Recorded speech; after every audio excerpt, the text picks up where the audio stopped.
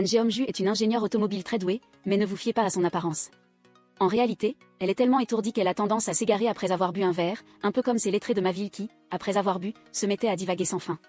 À tel point que son fiancé lui a envoyé 20 appels manqués, mais elle n'a pas daigné décrocher. Le lendemain, à la maison, Kim Ju-hyop a demandé à Han Jeong-ju si elle voulait choisir le projet ou le choisir lui.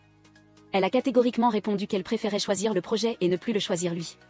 Quant à leur mariage, c'était comme s'il n'avait jamais existé. À midi, la mère de Han Jeong-ju a apporté des gâteaux de riz de son village pour son futur gendre. Alors que Madame Wang était sur le point de partager quelques cadeaux avec ses collègues, elle a reçu une nouvelle choquante. Han Jeong-ju, à cause de son penchant pour les projets, avait choisi de rompre avec son mari beau et talentueux. Elle a donc décidé de rentrer chez sa fille. Elle allait lui faire la leçon, lui demander pourquoi elle avait rompu avec un homme aussi beau, talentueux et ayant une si belle carrière que son fiancé. Han Jeong-ju a expliqué comment elle pourrait épouser quelqu'un qui ne la laissait pas aimer les projets. Quand ils étaient amoureux, il disait qu'il aimait sa capacité à gérer les projets, et maintenant il rompait parce qu'il ne la laissait plus en boire. Comment pouvait-elle passer toute sa vie avec quelqu'un qui ne la gâtait pas? Après l'avoir entendu, sa mère a eu une crise de douleur au cou et aux épaules, à tel point qu'en rentrant chez elle, elle n'a cessé de supplier son gendre de revenir vers sa fille. Entendant la porte s'ouvrir, elle pensa que son gendre était de retour, mais ce n'était que sa fille inutile. La mère de Han Jeong-ju la réprimanda, lui disant « Tu as encore le cœur à manger? Pourquoi as-tu annulé ton mariage ?» Han Jeong-ju répondit qu'elle n'avait plus que les projets et le travail en tête. À peine avait-elle prononcé le mot « travail » qu'un message de 3 responsables des ressources humaines de l'entreprise arriva. Il s'est avéré que pour pouvoir se reposer tranquillement récemment, Han Jeong-ju avait demandé un long congé. L'entreprise en avait profité pour recruter d'autres personnes pour la remplacer, et son poste était considéré comme supprimé.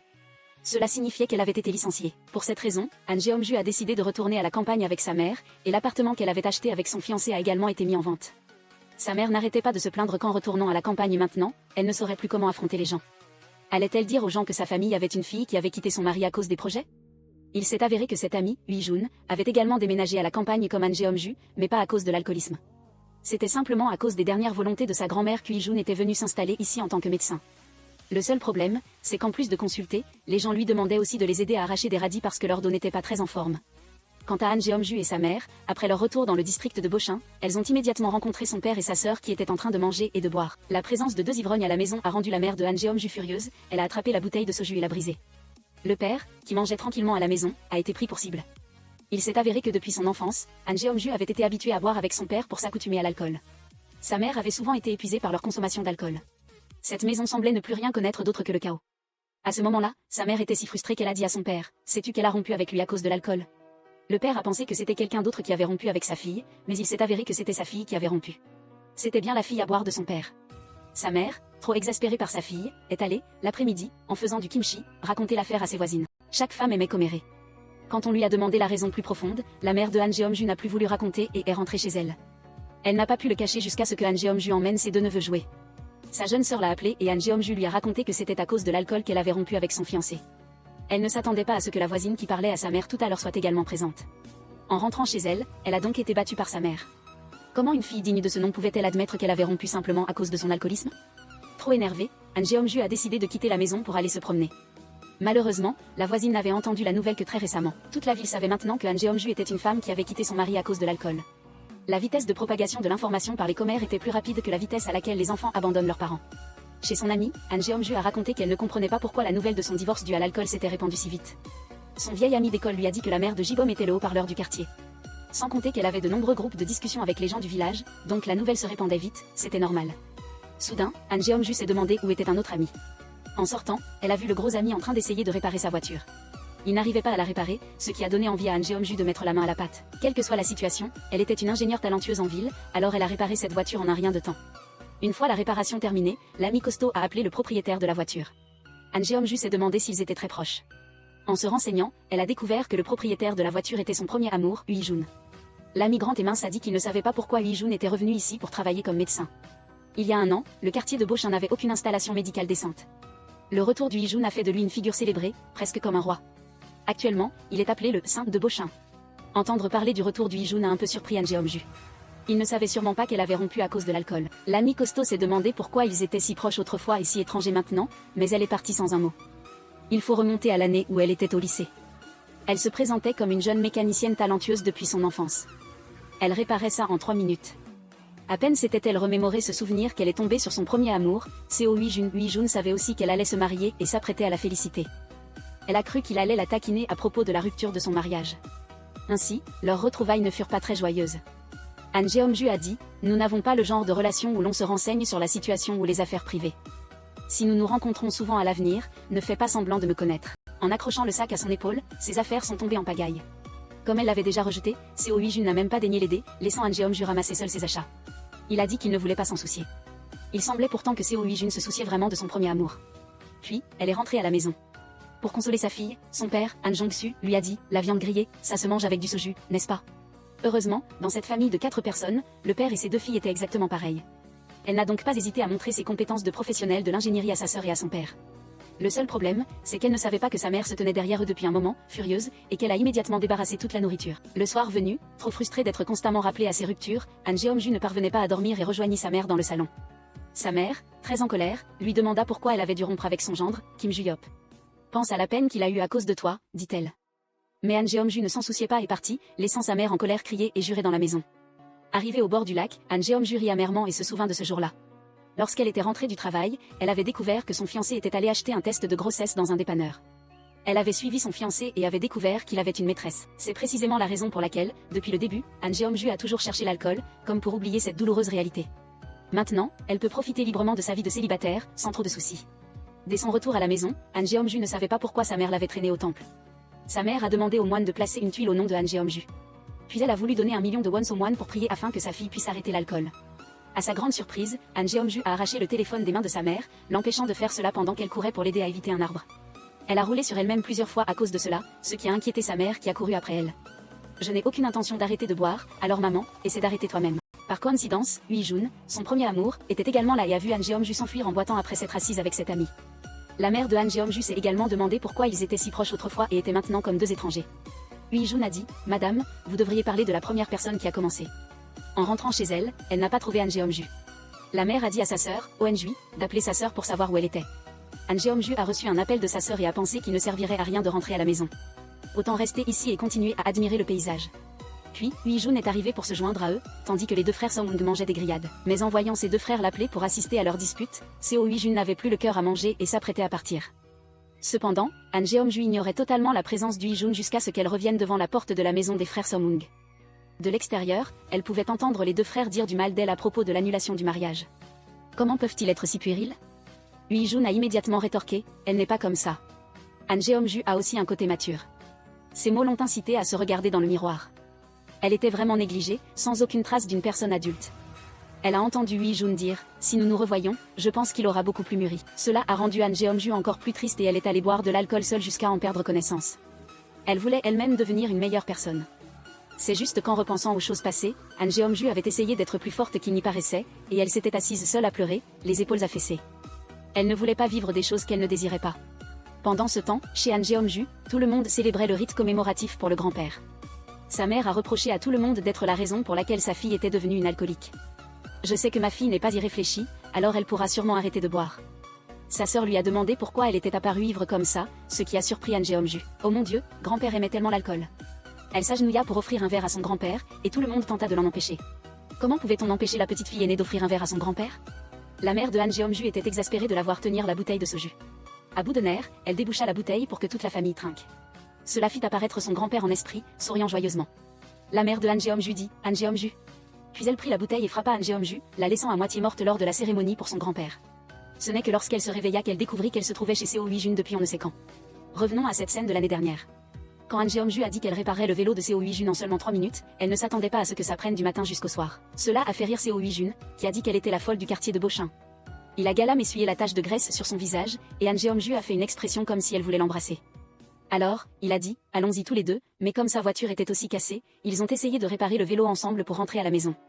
Après avoir été battu par sa mère devant l'hôtel de son grand-père, Han Jeong-ju, humiliée et ivre, a quitté la maison.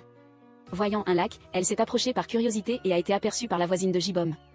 Alors qu'elle s'apprêtait à appeler Han Jeong-ju, son fils l'a appelée, ce qui lui a fait oublier d'appeler Han Jeong-ju. Le lendemain, tout le village était en émoi car il ne restait que la sandale de Han Jeong-ju au bord du lac. Ses parents ont pleuré amèrement, regrettant de ne pas avoir grondé leur fille. Tout le monde était triste et inquiet, sans savoir que Han Jeong-ju s'était réveillée chez Seo Hui-jun. Han Jeong-ju a demandé pourquoi elle était là, et il a fallu revenir à la nuit précédente. Comme elle s'était approchée du lac, Han Jeong-ju devait encore prendre des décisions difficiles. Elle est descendue au lac pour se laver et a accidentellement perdu sa sandale dans l'eau. Malgré la perte de sa sandale, elle a continué à marcher sur la route comme une âme perdue.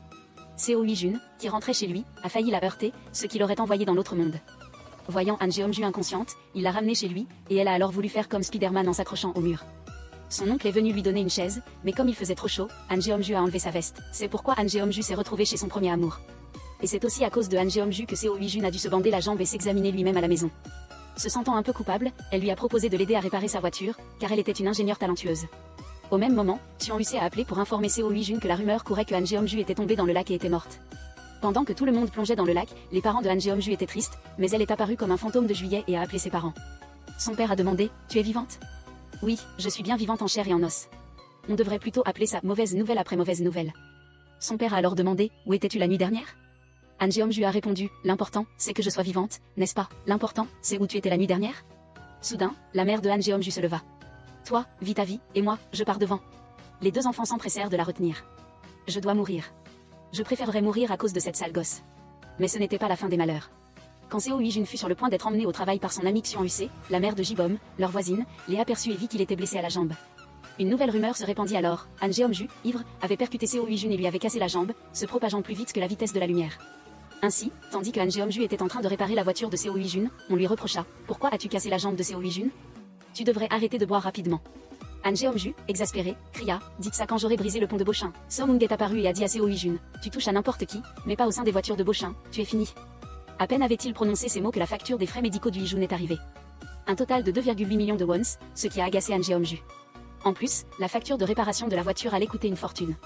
Pour réduire les dégâts, Han Jeong-ju n'avait d'autre choix que de devenir le chauffeur personnel du Hui-jun et de le conduire pour ses examens médicaux dans tout ce village. Arrivé à la maison de retraite, la voisine a demandé à Hui-jun « Maintenant que tu as mal à la jambe, comment vas-tu m'aider ?» Hui-jun a répondu « Ne vous inquiétez pas, mon ami s'occupe de tout. » C'est ainsi que toutes les tâches, du travail au champ aux autres travaux possibles dans ce village, lui ont été confiées. Han Jeong-ju a dû travailler gratuitement jusqu'à épuisement, puis elle s'est plainte de ne plus pouvoir le faire. « Je n'en ferai plus. » Elle a demandé avec irritation à Hui-jun comment il faisait ses consultations à domicile, ce qui a attiré les regards de tous. Oh, je trouve que les consultations à domicile sont vraiment saines et agréables. Han Jeong-ju a pris son premier amour par le col et lui a demandé « Tu fais ça normalement? Tu te venges de moi parce que j'ai abîmé ta voiture et ta jambe, n'est-ce pas ?» Hui-jun a répondu « Si je voulais me venger, je t'aurais poursuivi il y a longtemps. Il faut apprendre à assumer ses actes. » Han Jeong-ju, curieuse, a demandé avec effronterie « Pourquoi un si bon médecin de Séoul est-il revenu ici pour devenir un simple débouseux ?» Il n'a pas lâché prise et lui a demandé « Et l'ingénieur talentueux du conglomérat de Séoul, pourquoi est-il revenu ici pour faire ça ?» Personne ne voulait céder. Jusqu'à ce que Han Jeong-ju, fatiguée, sorte pour se reposer. Elle se souvenait de l'époque où elle travaillait toujours durant heures supplémentaires mais n'était jamais promue. Son supérieur lui avait dit qu'elle avait déjà été promue tôt, ce qui était sans précédent. Si elle était encore promue cette fois-ci, il y aurait sûrement des rumeurs. Sans compter qu'elle devrait bientôt prendre un congé de maternité après son mariage. Qui pourrait la remplacer pendant cette période? C'est pour toutes ces raisons que Han Jeong-ju a décidé de quitter cet endroit malhonnête et de rentrer chez elle pour en parler à son fiancé. Kim Ju-yop, après avoir écouté, a dit avec confiance « Vas-y, arrête. Je m'occuperai de toi. » C'est bien la parole d'un homme, on ne peut pas y croire. Quant à la mère de Han Jeong-ju, Kim Kwang-ok, les propriétaires de magasins se sont excusés de leur méprise, car ils pensaient que Han Jeong-ju avait tenté de se suicider. Cependant, tout le monde espérait que sa fille ne priverait pas le village de Beauchin de son sein des voitures. Seo Hui-jun, Kim Kwang-ok a alors tapé sur la table, furieuse. Vous croyez que je vais rester les bras croisés si vous ne laissez pas ma fille tranquille? Tout ça, c'est de votre faute, à cause de ceux qui ont vendu de l'alcool de riz à ma fille. Kim Kwang-ok a déclaré que désormais, si quelqu'un vendait de l'alcool à sa famille, elle couperait tous les investissements et les prêts aux habitants du village. N'espérez pas un seul sou. À cause de ça, la sœur aînée, Han Yang-ju, et le père, Han Jong-su, sont rentrés à la maison pour reprocher à la mère, Kim Kwang-ok, de ne pas laisser les gens vendre de l'alcool. Il faut dire qu'à cette époque, leur première fille s'était mariée rapidement à cause de l'alcool. Le résultat fut un divorce rapide et elle dut élever 2 enfants. Après cela, elle ne connut plus que les smoothies à l'orge. Quant au père, ce n'était pas différent, il avait hérité de l'entreprise de récupération de ferraille de son père. À cause des smoothies à l'orge, il avait aussi accumulé des dettes pour son meilleur ami. Le résultat fut la perte de tout l'héritage de son père. Plus tard, il avait relancé un restaurant de hot pot et de grillades pour se développer, mais il avait bu plus que ses clients, ce qui l'avait mené à la faillite. Kim Kwang-ok a déclaré, dans cette terre de Beauchin, si quelqu'un ose encore boire, je m'occuperai à la fois du vendeur et du buveur. C'est la personne la plus riche et la plus puissante du village de Beauchin qui a parlé. C'est à cause de cela que Song-Hung ne pouvait plus acheter de smoothie à l'orge nulle part. La mère de Ji-bom l'a réprimandé car ce smoothie avait cassé la précieuse jambe du sein des voitures. C'était vraiment remarquable. Elle est sortie en courant, furieuse, et les habitants se sont enfuis en la voyant. Ils ont même affiché des pancartes « Pas de smoothie fermenté pour les 3 membres de la famille Yan ». Song-Hung est alors sorti et lui a conseillé de vivre de manière à être digne de son nom. Mais Song-Hung lui a dit que c'était lui qui devait abandonner le projet. Ce n'est qu'en rentrant chez son vieil ami que Song-Hung a découvert qu'il avait abandonné le projet il y a longtemps, ce qui l'a choqué. Il faut remonter à il y a 10 ans. Song-Hung était réputé pour être un buveur invétéré, capable d'ingurgiter des milliers de coupes sans jamais être ivre. Le fait qu'il ait abandonné les projets a choqué Han Jeong-ju. Mais elle était aussi curieuse de connaître la raison de son retour. Song-Hung a cherché en ligne et a trouvé une nouvelle disant qu'il y avait eu une affaire à l'école de médecine de Xiaozong. Une personne nommée Seo Hui-jun avait été trompée par sa fiancée et était retournée à la campagne. Il s'est avéré que cette personne était Seo Hui-jun. Han Jeong-ju ne pensait pas que son premier amour aurait une histoire d'amour aussi tragique que la sienne. C'était vraiment absurde et une coïncidence frappante. En rentrant, elle a découvert que Hui-jun se trouvait au bord du lac où elle l'avait souvent emmené. Elle a dit que c'était le meilleur endroit pour se vider la tête quand on était triste. C'est aussi pour cette raison que cet endroit était devenu leur lieu de défoulement commun. De l'autre côté, le père, Han Jong-su, dont les amis buveurs voulaient lui offrir du poulpe froid, n'osait pas boire, car les paroles de sa femme à la maison résonnaient comme des tambours dans ses oreilles. Mais ses deux amis étaient si enthousiastes qu'ils lui dirent « Bois un peu, ta femme ne le saura pas ». Alors le père, les croyants, s'assit, prit un morceau de l'appât, et but un peu d'alcool, trouvant qu'après un long moment sans boire, c'était comme de l'eau claire. Les deux amis dirent « C'est bien de l'eau claire. Comment oserais-je boire avec toi et me faire couper les vivres ? L'argent que ta femme te prête est plus important que de boire avec moi, Puis les deux se sont poursuivis, l'ami n'oubliant pas de le narguer, devine si tu peux m'attraper. Si tu n'y arrives pas, tu es un raté. En rentrant chez eux, les trois membres de la famille dépendants, qui n'avaient pas été en sevrage depuis quelques jours, ne pouvaient que regarder leur voisin boire avec envie. So-mung a demandé à son père, as-tu déjà entendu cette phrase ? La vie ne consiste pas à attendre que la tempête passe, mais à apprendre à danser sous la pluie. Alors, le père et les deux enfants ont joué ensemble. Ils ont chanté la chanson des nouveaux alcooliques. La mère, Kim Kwang-ok, ne pouvait que secouer la tête avec lassitude. Cette famille est devenue folle. La nuit venue, Han Jeong-ju n'arrêtait pas de penser à son premier amour et ne pouvait pas dormir. Le lendemain, elle a donc décidé de bien traiter Seo Hui-jun. Elle a préparé de la soupe et même des sandwichs. Raconter qu'elle voulait le soigner a rendu Hui-jun méfiant. Tu as craché dedans où il y a des mouches dans la nourriture ? Je t'ai juste demandé un petit service et tu te venges comme ça. Il ne savait pas ce qu'il avait encore dû endurer. Seulement, l'attention de Han Jeong-ju était si excessive qu'elle a rendu Seo Hui-jun sceptique et il n'osait rien essayer. Il lui a demandé, tu es possédé par un démon du travail ou tu as bu de l'alcool ? La voisine, à côté, regardait Han Jeong-ju avec un air de jugement. Soudain, il a reçu un appel du directeur médical d'Azan à Séoul. Hui-jun a quand même refusé l'offre de devenir médecin à Séoul, même s'il était très sollicité.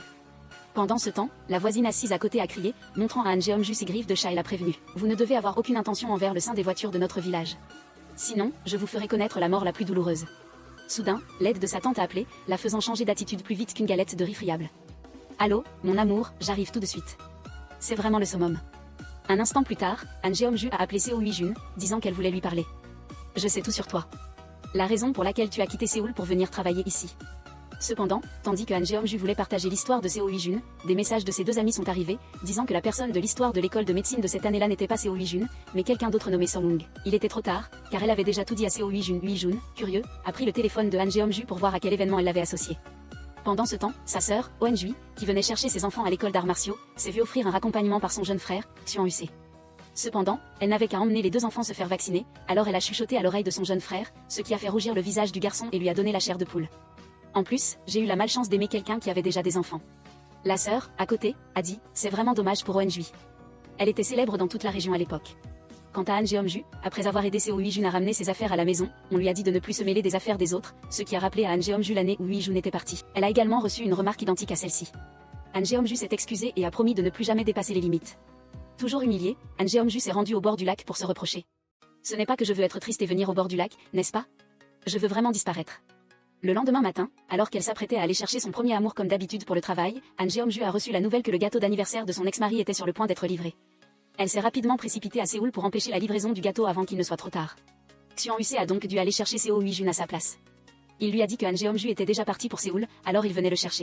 Au feu rouge, Han Jeong-ju ne put s'empêcher de se reprocher d'être folle d'avoir commandé un gâteau 3 mois à l'avance et de devoir l'annuler maintenant. Arrivée à l'immeuble et voyant le livreur, Han Jeong-ju a couru de toutes ses forces dans les escaliers. Elle pensait qu'il était trop tard, mais quand elle a jeté un œil, le gâteau était toujours là, alors Han Jeong-ju a décidé de le neutraliser en premier. Juste au moment où elle sortait de l'ascenseur, elle a rencontré l'autre femme et le salaud infidèle devant elle. Après qu'ils se soient assis tous les deux, Xuan-Hu-se a admis qu'il était ivre et pas lucide à ce moment-là, c'est pourquoi il avait eu cet enfant.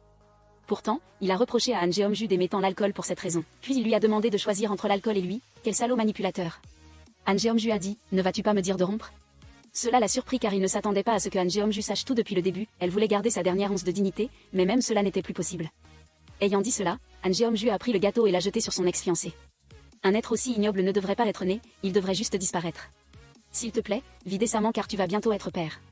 Xuan-Hu-se a dit à Han Jeong-ju de vivre décemment. Ne te laisse plus vivre et te faire poignarder dans le dos comme ça. Tu ne fais que te mêler des affaires des autres et dépasser les limites toute la journée. Ces mots ont officiellement rendu Han Jeong-ju folle. Madame Wang Ok a enduré cela pendant si longtemps. Après avoir dit cela, sa sœur a jeté le gâteau au visage de son horrible mari, coupant ainsi leur lien mortel avec succès. Le soir, à son retour, Kyung-ju a été surprise par Xuan-Hu-se et Hui-jun. Il s'est avéré qu'elle était allée à Séoul pour boire ? J'étais inquiet pour rien. Byung-ju a dit qu'elle avait une raison impérieuse, mais Hui-jun ne l'a pas cru, disant que ce n'était qu'une excuse pour qu'elle boive. Xian-Yu-se, quant à elle, l'a juste conseillé de devenir une personne décente et d'arrêter de boire. Personne ne savait ce que notre héroïne avait dû endurer. On savait seulement qu'elle avait souffert en silence, même si elle voulait être une personne respectable comme tout le monde le disait.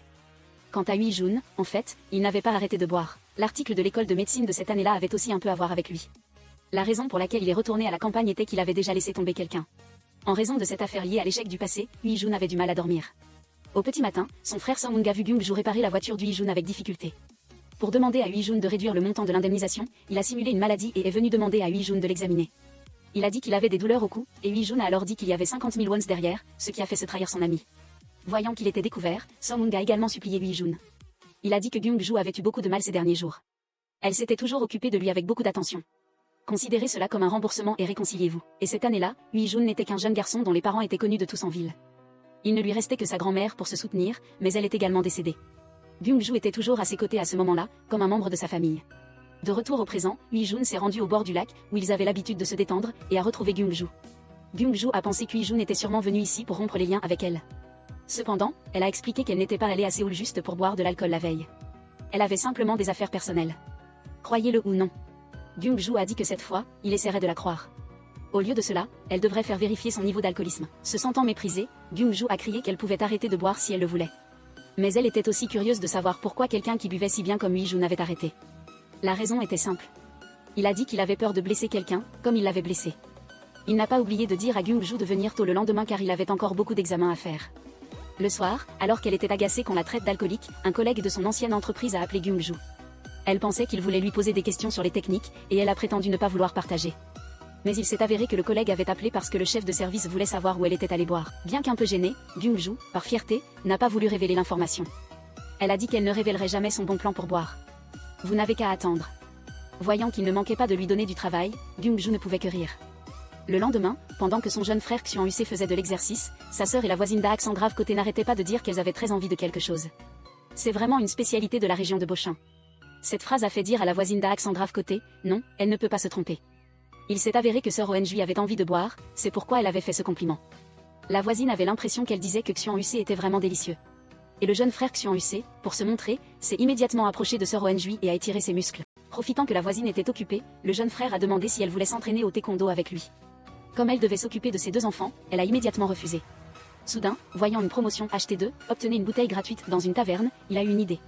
Il a proposé qu'elle inscrive ses deux enfants ici et qu'elle obtienne un cours gratuit pour elle-même. Ainsi, il pourrait rencontrer la personne qu'il aimait en toute légitimité.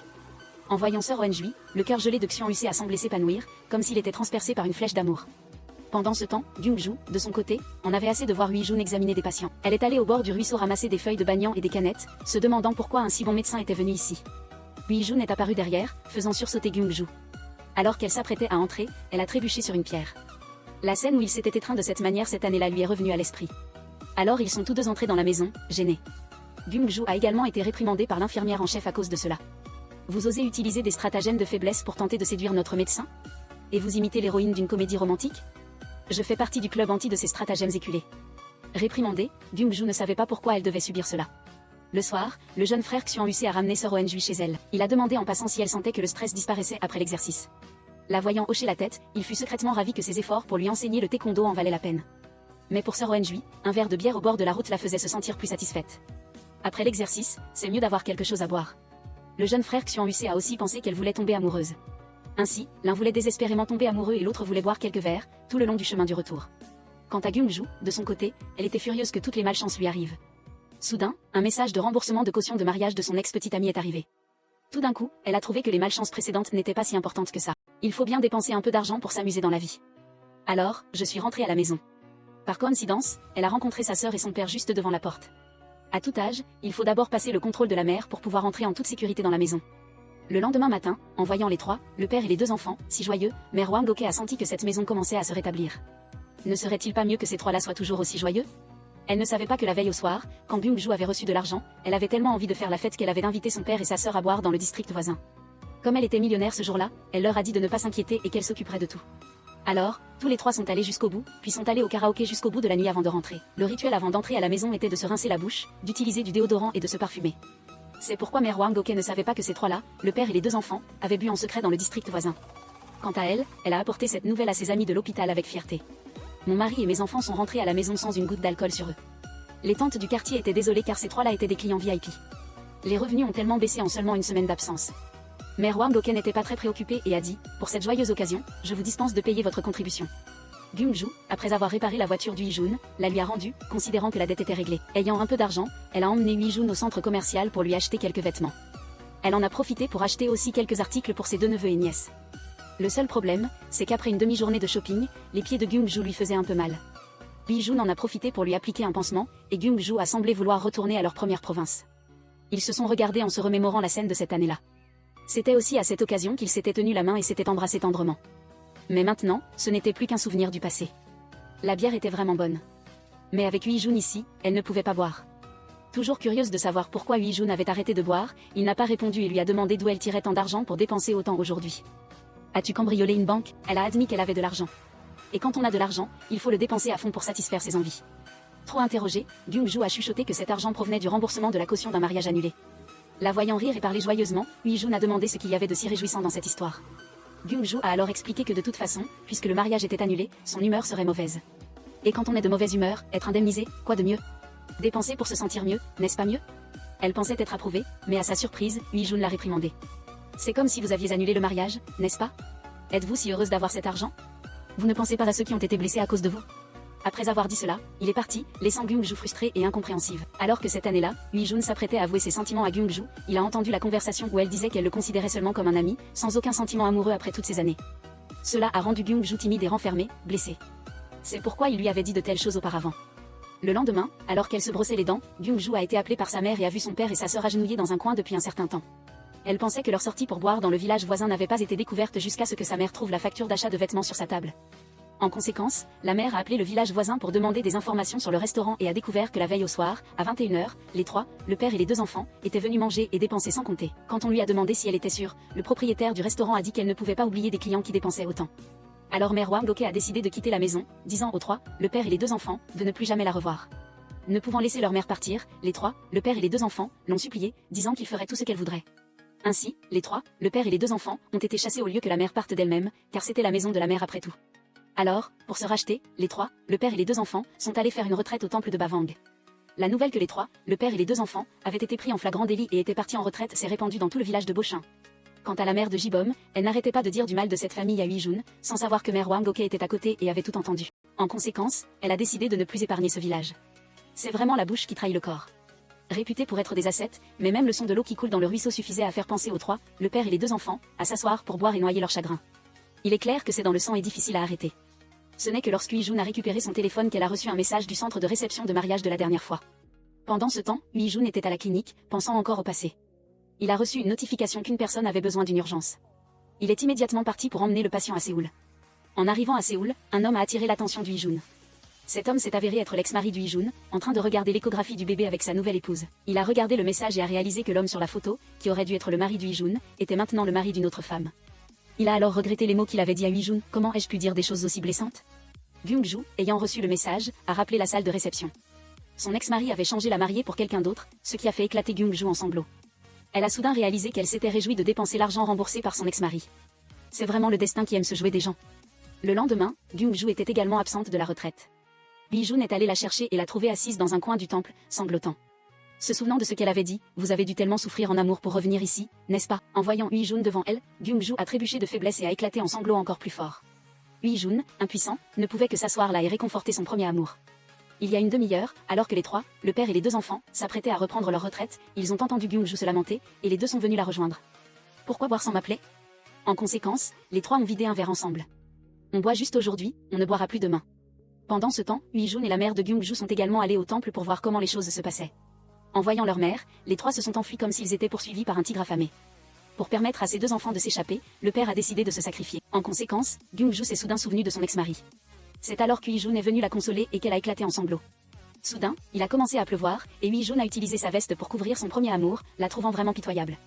Se demandant pourquoi Hee-jun était là, il s'est avéré qu'il était venu rendre les affaires qu'elle avait achetées la veille au soir, et il les a apportées à l'intérieur. La mère de Gyung-ju a vu et a demandé ce que c'était. Gyung-ju a alors dit qu'elle voyait toute la famille vivre si durement qu'elle avait dépensé un peu pour la famille.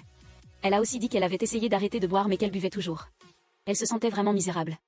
Elle ne pouvait vraiment pas vivre sans alcool. Elle a dit à sa mère de ne plus l'empêcher de boire.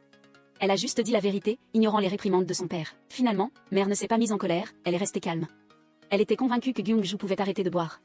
Les trois furent surpris que mère ne se fâche pas cette fois. C'était vraiment rare.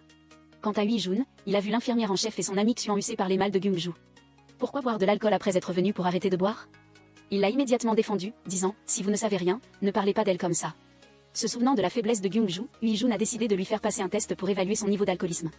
Les lundis, mardis et mercredis soirs étaient consacrés à la boisson. Le week-end aussi, tout était consacré à la boisson, ce qui a rendu Hui-jun un peu impuissant. Puis vint la question, combien de fois avez-vous ressenti de la culpabilité ou des remords à cause de l'alcool? Bien sûr, la réponse de Kyung-ju était qu'elle n'avait aucun regret. Puis vint la question de savoir si quelqu'un avait déjà exprimé des inquiétudes concernant sa dépendance à l'alcool. Pour cette question, il y avait certainement beaucoup de proches qui se plaignaient constamment. Le score total de plus de 20 points a montré que Kyung-ju était alcoolodépendante. Hui-jun lui a conseillé de se faire soigner. Kyung-ju a refusé. Quand on est accro, comment arrêter? Si c'est le cas, qui en Corée ne serait pas accro? Je suis juste une personne qui aime l'alcool avec modération. Après avoir dit cela, elle est partie en balayant la poussière de ses fesses.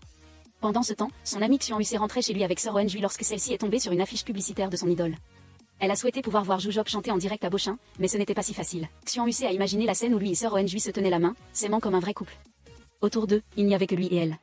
Seo Eun-ju était déterminée à obtenir un billet coûte que coûte. De retour à la maison, la mère de Kyung-ju a annoncé à toute la famille, ce soir, il y a une conférence du Hui-jun sur le sevrage alcoolique au bureau de district. N'oubliez pas d'y aller. Kyung-ju a résolument dit à sa mère de ne pas l'empêcher de boire. C'est inutile, tu ne peux pas m'arrêter. Mère s'est alors tournée vers père et l'a averti, j'ai écrit la demande de divorce, fais attention. Par peur de leur mère, le soir, toute la famille a dû aller voir Hui-jun donner sa conférence. Seule Kyung-ju, pendant la séance, a continué à rêver de la scène où elle était ivre et que Hui-jun la tenait dans ses bras. Elle n'a pas pu s'empêcher de laisser échapper, coucher avec moi, n'est-ce pas? Elle s'est soudainement ressaisie et a pensé, si je fais ça avec lui, notre relation sera définitivement rompue. Après la conférence, elle a pensé que c'était pour se venger de sa gueule de bois qu'il avait mobilisé sa mère. Hui-jun a dit, si je voulais me venger, je préférerais intenter un procès et obtenir de l'argent, ce serait plus agréable.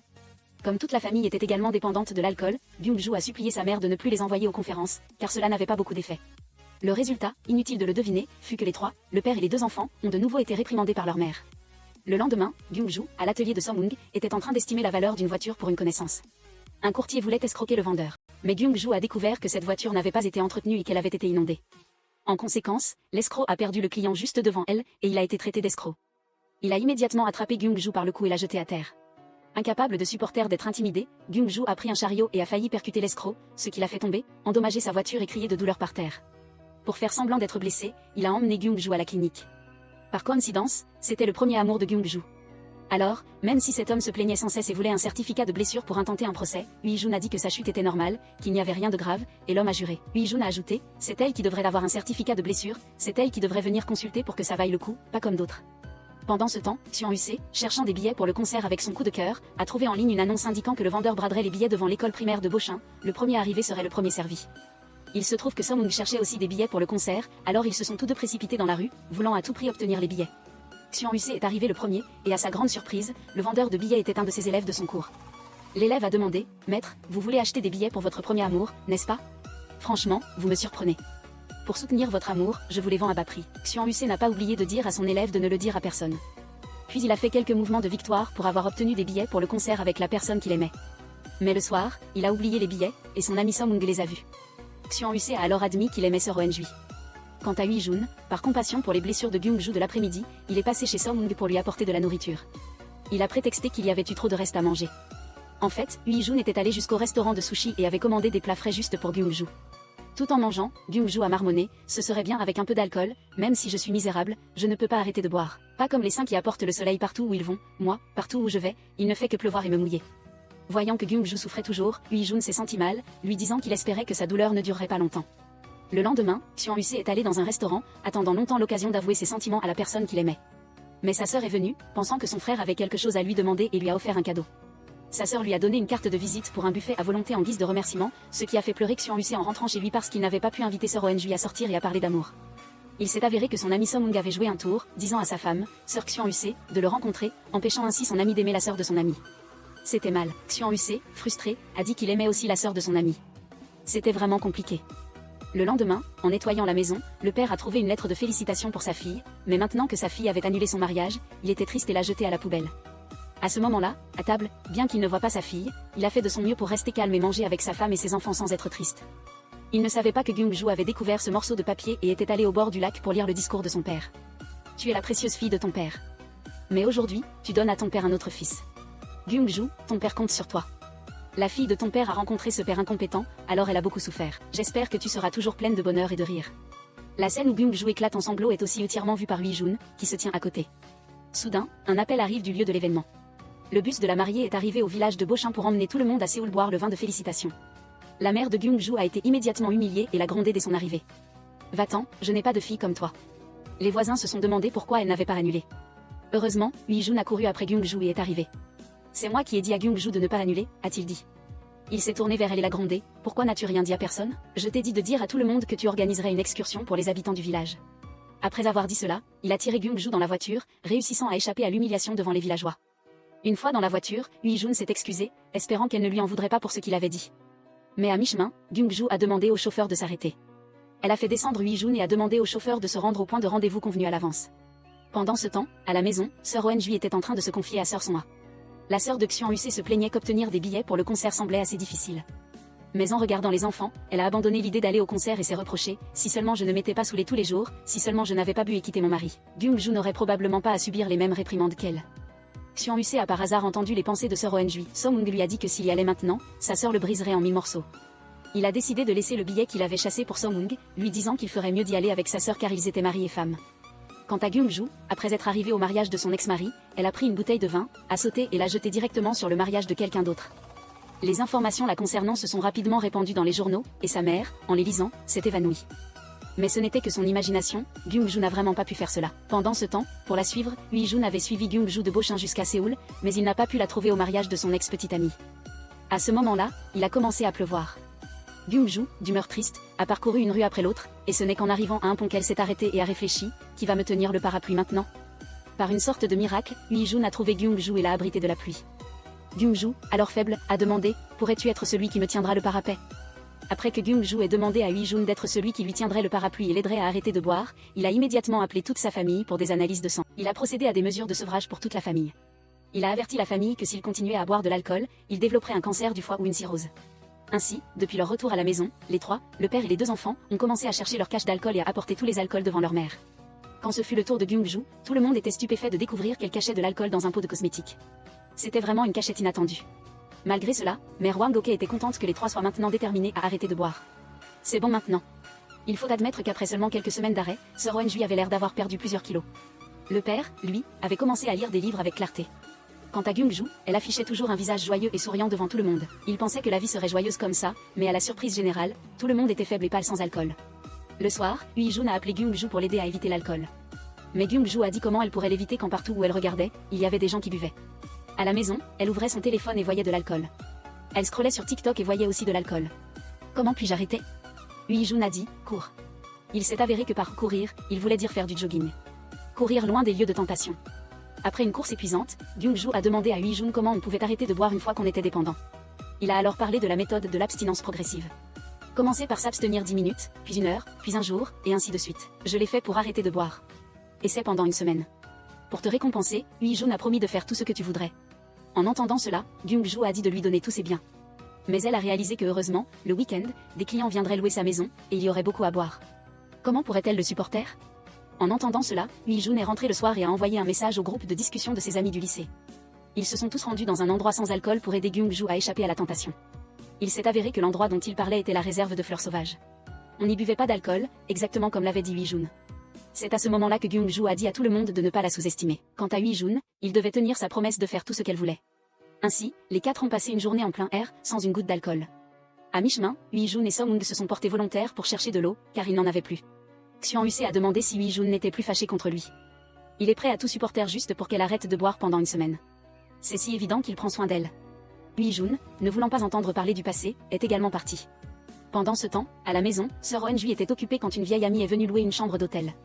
Ce n'est que lorsque Sœur Eun-ju s'est présentée comme la secrétaire du groupe Songdo. Alors l'ami Zhang Duan a réalisé que Sœur Eun-ju était la célèbre reine de beauté de la région cette année-là.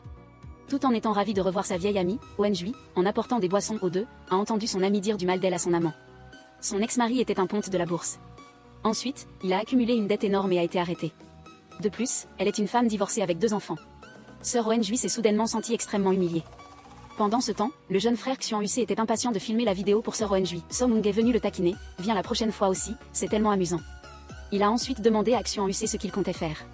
C'est l'ami de ta sœur. Si votre sœur le découvre, vous êtes mort. Au moment où ils allaient se disputer, Kyung-ju et Hui-jun sont revenus. Les deux nouveaux amis ont fait semblant que rien ne s'était passé, ont pris un selfie et sont partis, remplissant la forêt de leur voix. À chaque âge, personne ne répondait. Hui-jun a demandé à Kyung-ju, tu es très reconnaissante, n'est-ce pas? C'est grâce à moi que tu es ici. Alors, laisse tomber le projet. Tu peux le faire. L'expression de son visage lorsqu'elle regardait celui qu'elle aimait était exactement la même que cette année-là, quand Hui-jun l'encourageait de la même manière. Elle a raconté qu'elle venait de se souvenir de leur histoire de cette année-là. C'était vraiment un peu émouvant. À cause de l'escalade, Kyung-ju a eu froid. Hui-jun a gentiment tiré sa veste pour l'aider.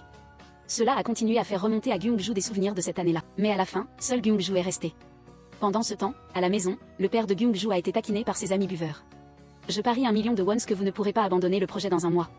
Par coïncidence, Madame Wang Dok est passée par là. Elle a appelé l'enfant Ji-byung de cette amie. Elle a exigé que cette famille rembourse toutes ses dettes aujourd'hui, ce qui a rendu le père de Ji-byung un peu inquiet. Il a demandé, qu'est-ce que tu fais? Quoi d'autre que de régler les dettes? Alors la mère de Ji-byung est arrivée de nulle part. C'est vrai, tu es allé un peu trop loin. Tu dois être jaloux. De ce côté, les 4 meilleurs amis rentraient également chez eux après une fatigante randonnée en montagne. Kyung-ju a suggéré d'aller manger de l'anguille et a réveillé Somung pour qu'ils viennent. Mais en y regardant de plus près, le groupe avait oublié Somung dans la réserve. Alors tout le monde est retourné chercher Somung. Il a trébuché et a heurté une voiture qui reculait. Il a dû être hospitalisé pour une entorse cervicale. Il s'est avéré que Somung s'était distrait à ramasser des châtaignes pour sa femme et avait oublié l'heure de rentrer. Quel mari vertueux! Le soir, alors qu'elle mangeait des fruits secs pour célébrer son premier jour sans alcool, Kyung-ju a reçu un message. Une fête de boissons du personnel de son ancienne entreprise l'invitait à y participer. Le lendemain matin, elle est allée le dire à Hui-jun. Il s'est demandé pourquoi elle irait boire alors qu'elle était en congé. Elle lui a alors montré le message disant que Monsieur Kim venait d'être promu. Il voulait inviter Kyung-ju à se joindre. Il était évident qu'il voulait se moquer d'une personne aussi travailleuse que Kyung-ju, qui serait loin de l'égaler. Autrefois, dans cette ancienne entreprise, Kyung-ju était surnommée la déesse du travail acharné. Cependant, à quoi bon être doué au travail et à la boisson, quand tous les efforts sont discriminés par le genre et la corruption? Pendant ce temps, à l'hôpital, la sœur Xian-Yucé a dit à son frère d'aller voir le prochain concert avec Xian-Hui.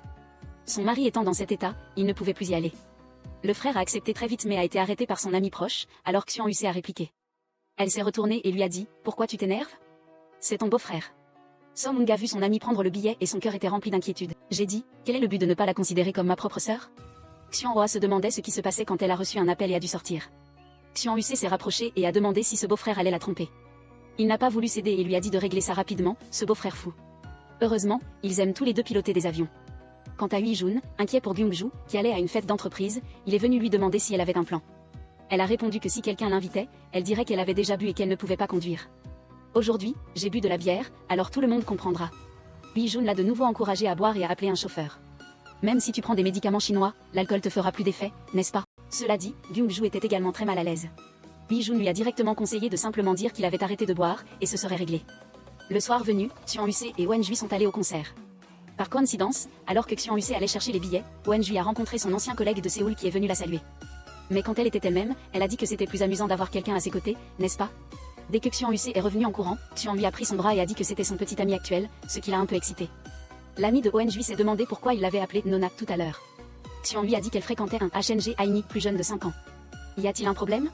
Ces deux-là, après l'avoir taquiné, ont vu qu'ils avaient oublié quelque chose et sont partis en premier. Quant à Xian-Yucé, sa vie a fleuri car il a soudainement été accepté comme petit ami. Il se réjouissait secrètement, mais Xian-Lui a dit qu'il était allé aux toilettes si souvent qu'elle ne l'avait plus vu. Xian-Yucé est allé le chercher et a trouvé Xian-Lui assise seule dans le parc, buvant du vin et pleine de tristesse. Il a demandé et a découvert qu'elle était trop gênée pour montrer son visage, et n'avait plus le moral pour aller écouter de la musique. Xian-Yucé, avec sa langue bien pendue, lui a dit qu'elle était la plus belle parmi toutes les personnes qui allaient au concert. Tu es si belle et élégante. Cela a fait que Xian-Lui n'a pas pu s'empêcher de l'embrasser. Xian-Yucé n'a pas manqué l'occasion de l'embrasser directement aussi. Xian-Lui s'est soudainement réveillée et a dit qu'elle était vraiment folle. Kyung-ju, de son côté, a également été emmené à la fête de l'entreprise par Hui-jun. Il n'a pas oublié de lui rappeler de l'appeler si besoin. À ce moment-là, Hui-jun a raconté ce qu'il avait entendu d'elle et de son ami cette année-là. Ce n'est que parce que Kyung-ju le considérait comme un ami qu'il pensait qu'elle ne l'aimait pas. Ayant quitté sa ville natale pour un autre endroit, Kyung-ju ignorait complètement qu'elle avait involontairement blessé Hui-jun. Hui-jun a également raconté qu'à ce moment-là, il n'avait que son amour-propre, c'est pourquoi il avait décidé de partir ainsi. Maintenant, il pouvait en parler ainsi parce que les sentiments de cette année-là étaient passés, ce qui a un peu abasourdi Kyung-ju. Mais en fait, cette année-là, alors que Hui-jun était seul et préparait ses affaires pour déclarer sa flamme à Kyung-ju, son père alcoolique est venu le voir. Il a exigé que Hui-jun rembourse ses dettes, sinon il irait la trouver. C'est pour cette raison que Hui-jun a décidé de quitter sa maison et de partir ailleurs. Il voulait juste que son père ne fasse rien qui puisse nuire à Kyung-ju. Il a beaucoup pleuré depuis ce jour. Le soir, Kyung-ju, ayant appris que l'histoire de cette année-là était éclaircie, ne pouvait pas dormir. Elle se reprochait d'avoir été si bête cette fois-là. Le lendemain matin, Kyung-ju s'est réveillée comme si elle était ivre, marchant au milieu de la route, ce qui a fait croire à tout le monde qu'elle avait abandonné son sevrage alcoolique. Kyung-ju est allée directement chez Hui-jun, et sous l'influence de l'alcool, elle a avoué « Cette année-là aussi, je t'aimais bien. Tu aurais dû me déclarer ta flamme il y a 10 ans. » En entendant cela, Hui-jun l'a poussée contre le mur. Alors qu'il s'apprêtait à l'embrasser, Kyung-ju s'est réveillée en sursaut et est tombée par terre. Il s'agissait donc d'un rêve. Elle a immédiatement couru à la clinique pour voir Hui-jun, lui demandant si elle avait de tels symptômes en arrêtant l'alcool. Hui-jun a répondu que cela dépendait de chacun, certains ont des symptômes graves, d'autres légers, certains se sentent faibles, tantôt chaud, tantôt froid. D'autres ne peuvent pas se retenir et deviennent plus audacieux, comme Xian-hui qui a embrassé Xian-Huc par erreur. Pendant ce temps, Xian-Huc, ayant été embrassé par la personne qu'il aimait, a chanté comme une vache toute la matinée, ce qui a rendu Song-hoon fou de douleur à la tête. Il s'est demandé s'il allait faire une demande en mariage plutôt que d'aller à un concert. Xian-Huc a ri à gorge déployée, disant qu'il pourrait participer à un concours de comédie. Je ne sais même pas où est l'humour là-dedans. Après la consultation, Kyung-ju et Hui-jun sont allés déjeuner, et le propriétaire du magasin de porridge leur a offert un plat d'accompagnement. Hui-jun n'a goûté qu'une bouchée et a dit qu'il aimait beaucoup ce plat. Comment se faisait-il que Kyung-ju était dans les nuages? Les mots « je t'aime » résonnaient dans sa tête, l'empêchant de se concentrer et de boire. Elle s'est demandé si c'était un symptôme du sevrage alcoolique. Du côté de la réunion du conseil du village de Hanok, la mère de Jibom était en train de lister les fonds du village quand elle a soudainement mentionné que la fille du propriétaire du restaurant de nouilles chinoises s'était mariée avant Kyung-ju. Alors qu'avant, Kyung-ju disait toujours qu'elle était la meilleure, qu'elle avait réussi l'université avant tout le monde, et maintenant elle ne se mariait pas en premier. La mère de Kyung-ju n'était pas en colère et a dit qu'une personne capable n'avait pas besoin de se marier en premier. Ma fille est tellement excellente que l'entreprise lui a accordé un long congé. Cependant, personne ne l'a cru et a même dit, votre fille a probablement été remplacée par l'entreprise il y a longtemps. Cela a également rendu la mère de Kyung-ju méfiante. Pendant ce temps, à la maison, l'ami de Kyung-ju de l'entreprise a appelé pour l'informer que Monsieur Kim, le chef de section, n'était pas venu travailler aujourd'hui. Il n'avait probablement pas encore décuvé de la soirée d'hier. Kyung-ju a alors dit que si c'était le cas, cette fois, elle allait vraiment mettre le feu. C'est à ce moment-là que la mère de Kyung-ju est revenue et a entendu. Elle a lancé une chaussure à Kyung-ju et lui a demandé si elle avait vraiment démissionné. Kyung-ju, avec un sourire moqueur, a immédiatement jeté la chaussure de sa mère dans la niche du chien pour célébrer. Et puis, maman. Sa mère a reproché à Kyung-ju d'avoir agi de la sorte avec ses supérieurs, ce qui l'avait fait démissionner, n'est-ce pas? Kyung-ju a dit à sa mère de ne pas s'inquiéter. Cette fois, je n'ai rien fait de mal. Alors sa mère a dit à Kyung-ju de ne plus louer de maison à Séoul et d'y aller d'ici. Kyung-ju s'est demandé, d'ici à là-bas, c'est au moins 5 heures. Le temps, c'est de l'argent, maman.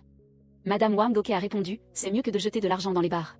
Kyung-ju a défié sa mère, si ça continue comme ça, je vais vraiment boire de l'alcool. Je suis déjà fatiguée par les symptômes du sevrage, alors laisse-moi tranquille. Après avoir dit cela et être retourné dans sa chambre, ce détestable chef de département, Monsieur Kim, lui a envoyé une photo. Il a dit qu'il avait un certificat de blessure et des témoins. Prépare-toi à être poursuivi au civil et au pénal. Alors Kyung-ju l'a insulté sans retenue. Alors qu'elle célébrait sa victoire, Kyung-ju a ensuite envoyé au chef de département l'enregistrement de ses avances inappropriées. Maintenant, voyons qui est prêt à être poursuivi en justice. Cela a irrité le chef de département, qui avait perdu de l'argent en frais d'hôpital sans aucun résultat.